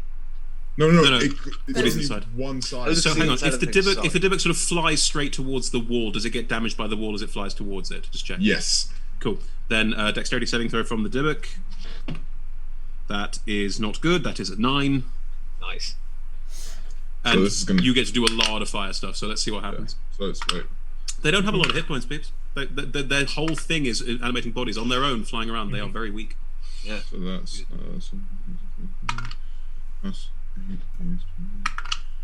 get to reroll that. Christ, That's that's a lot. 27. 30 points of fire damage. Yeah! Just gets incinerated. One of them completely. And the 30-second timer is up, and Woody, you can feel in your head the banishment has taken effect, and the Cool. Casme is now gone forever. I drop the wall of fire. There's still one more Dybbuk out there, That's but fine, that you was- have no idea where it is or what Yeah, it's yeah. going to do. You just Yes. don't know. Well done, Woody. Thank you. Thank you. I couldn't have done it on my own. I feel like we won. Yes, Lux. You're right, I think. I'm still I a don't little agree. bit concerned. This is just a thought. again, just trying to piece information together. The Dibiki things said that they couldn't find Elias, but the fly individual was very convinced that Elias was here. And if Elias is sufficiently powerful to perform this kind of magic and construct traps and such, and was a demonologist, Yes. is there a concern about the remaining Dibiki running around, finding Elias's body, and doing dangerous things within it? Well, I mean, they seem to think that Elias wasn't here. I don't even know if he's dead. Well, they did seem to be the less intelligent of the individuals, and the more intelligent ones seemed to be convinced Elias was here. But that is, again, another assumption. We could have a look ourselves. I don't see why not. I'd be prudent. Cool. If you're alright with it, I will. Sorry, Tekmon, go ahead. I was going to. Takemon comes over. Should we destroy the magic? As in, like the magical sort of geejors and stuff, and the things like just tear up the book and all of that kind of stuff. I feel like that would be a way to stop it happening. Well, I mean, this is evidence. Yes. So, Yes. what is everyone saying in response to Tekmon saying, should we destroy it?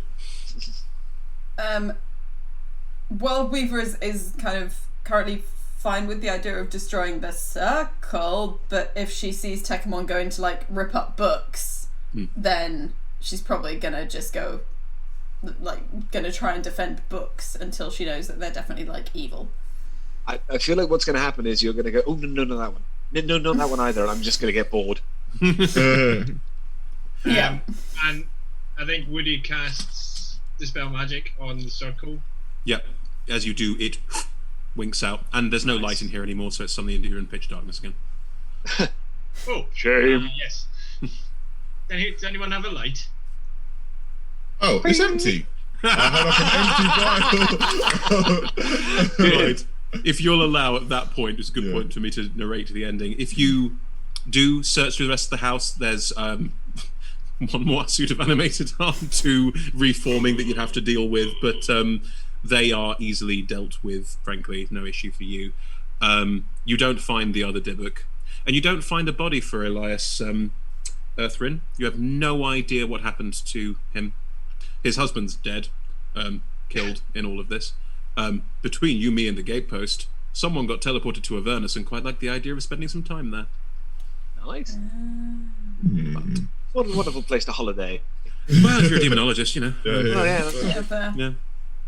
And you don't know where the other Dybbuk has gone. One of the other many lost demons floating around Elturel that we'll need dealing with at some point, but you can chalk tonight up as somewhat of a success, I believe. Yeah. Oh yeah. Could have been a lot worse. Absolutely. We got hit quite badly, but there wasn't any. Yeah, I think there wasn't actually any jeopardy. World Weaver. Our hit point maximum's been permanently docked. Long rest. Oh, okay. That's sweet. Okay, cool. Yeah, because you would have been stuffed with that, wouldn't you, Chloe? It took quite a lot out of me. Yeah. On a long rest, you will heal that back. That is absolutely fine. Cool. Is any sort of image we want to leave on as everyone is sort of combing the mansion and realizing that Elias isn't there and making their way back? I think this is basically just because it's me, but I love the idea that Tekemon, if he finds like clothes and stuff, then just gets dressed up in the most ridiculous outfit he can find because he thinks it's funny. Cool. Dusty Edwardian outfit done. Exactly. Anyone else for any other pieces? I think. Sorry. No, you go. I was just going to say, I think Woody fills up a flask with some nice wine. Nice, Cool. yeah. Wise. Good choices. Secco Falls. No, I said Not nice very wine. nice. Yeah, exactly. It's not very nice. World Weaver? Whilst going through all the rooms and like double checking them, I think World Weaver, that the set of armour that was on the stand so wouldn't get knocked over. Yes. Just as like a kind of small thing, she probably checks to see if anyone's looking around, because she doesn't want to be. She likes to think that everyone thinks she's quite rational, but she would like to remove the helmet of it and just throw the helmet in the corner of the room and then just kind of walk out being like, Yes. You are dealt with now. Yeah, exactly. Lovely. Lux, anything you want to? I would like to have cast fly on myself, have Sure. flown to the roof of the mansion, and be Sure. sat there looking at Sparky and be like, "Well, Sparky, I feel like we did a good job." And then look down at the potion of fire breath and be like, "Yeah, why not?" And then I pop it and take a charge, and then just like breathe fire into the night sky. Beautiful and pointless, the best of all things. That's That was great. gorgeous, man. Nice one. As you all finish up at the mansion and as you're all leaving and together leave out through the main gate, the final image that we get is the dog, dead dog, just starts to growl a little bit, and that's where we'll finish. Nice. Oh, lovely. Lovely. Thank you very much, everybody. What a lovely, lovely bullshitty D&D. I will say for the audience, I warned all the players beforehand this is going to be really annoying, and it proved correct. Thank you, everybody. Well, thank you for joining us, everybody. Yes, we are running multiple one-shots on the Adventurers Wanted channel, which also streams at twitch.tv/D&D on Monday evenings from 6 p.m. to 9 p.m. British Summer Time. So do join us next week, where there will be another lovely one-shot, the next one DM'd by the wonderful Chloe. And we're taking it in turns, backing and forthing for the next, how many more weeks are there? Four from next. 4 more weeks, and then end of June we'll be coming to you with a brand new campaign. More on that later. In the meantime, if you enjoyed tonight, we also do have other shows on our channel that aren't streamed at twitch.tv/D&D, they're just on twitch.tv/Adventurers Wanted. Chloe DMs our monthly show, Undergods, which used to be a live show, but due to the current climate, is not. So we're playing that live streaming it. I think we'll still be live streaming it next month, Chloe, but we'll see how... Yes. how that goes. So it's either live streamed or recorded and then streamed like this. So yes, if you like more D&D, this one with a slightly more English folky flair is probably the best way to put it, then join us for Undergods. No, okay. Compared to this, yes. Join us for Undergods on the first Tuesday of every month or around that time. Do check us out on Twitter to find out more about that. We also have other one-shots that we run at various times. Again, Twitter's the best place to find out what we're doing. It's twitter.com/adventurers250. Everywhere else we are Adventurers Wanted. That's on Facebook, Instagram, and if you want to become a patron, we're on Patreon as well, and that's also Adventurers Wanted on Patreon. And patrons get access to homebrews and some of the things that we've written and more information about what we do. And you also get to patronize a lovely company like us. And frankly, who doesn't want to do things like that? Big thanks again to Ultra Pro and D&D Beyond, our fantastic sponsors, without whom we couldn't do anything that we do, and big thanks there. I think the only thing left for me is to say a big thank you for my lovely players, and to say good night from me. Thank you, everyone. Good night. Bye. Bye. Bye. Bye. Bye. Bye. Bye.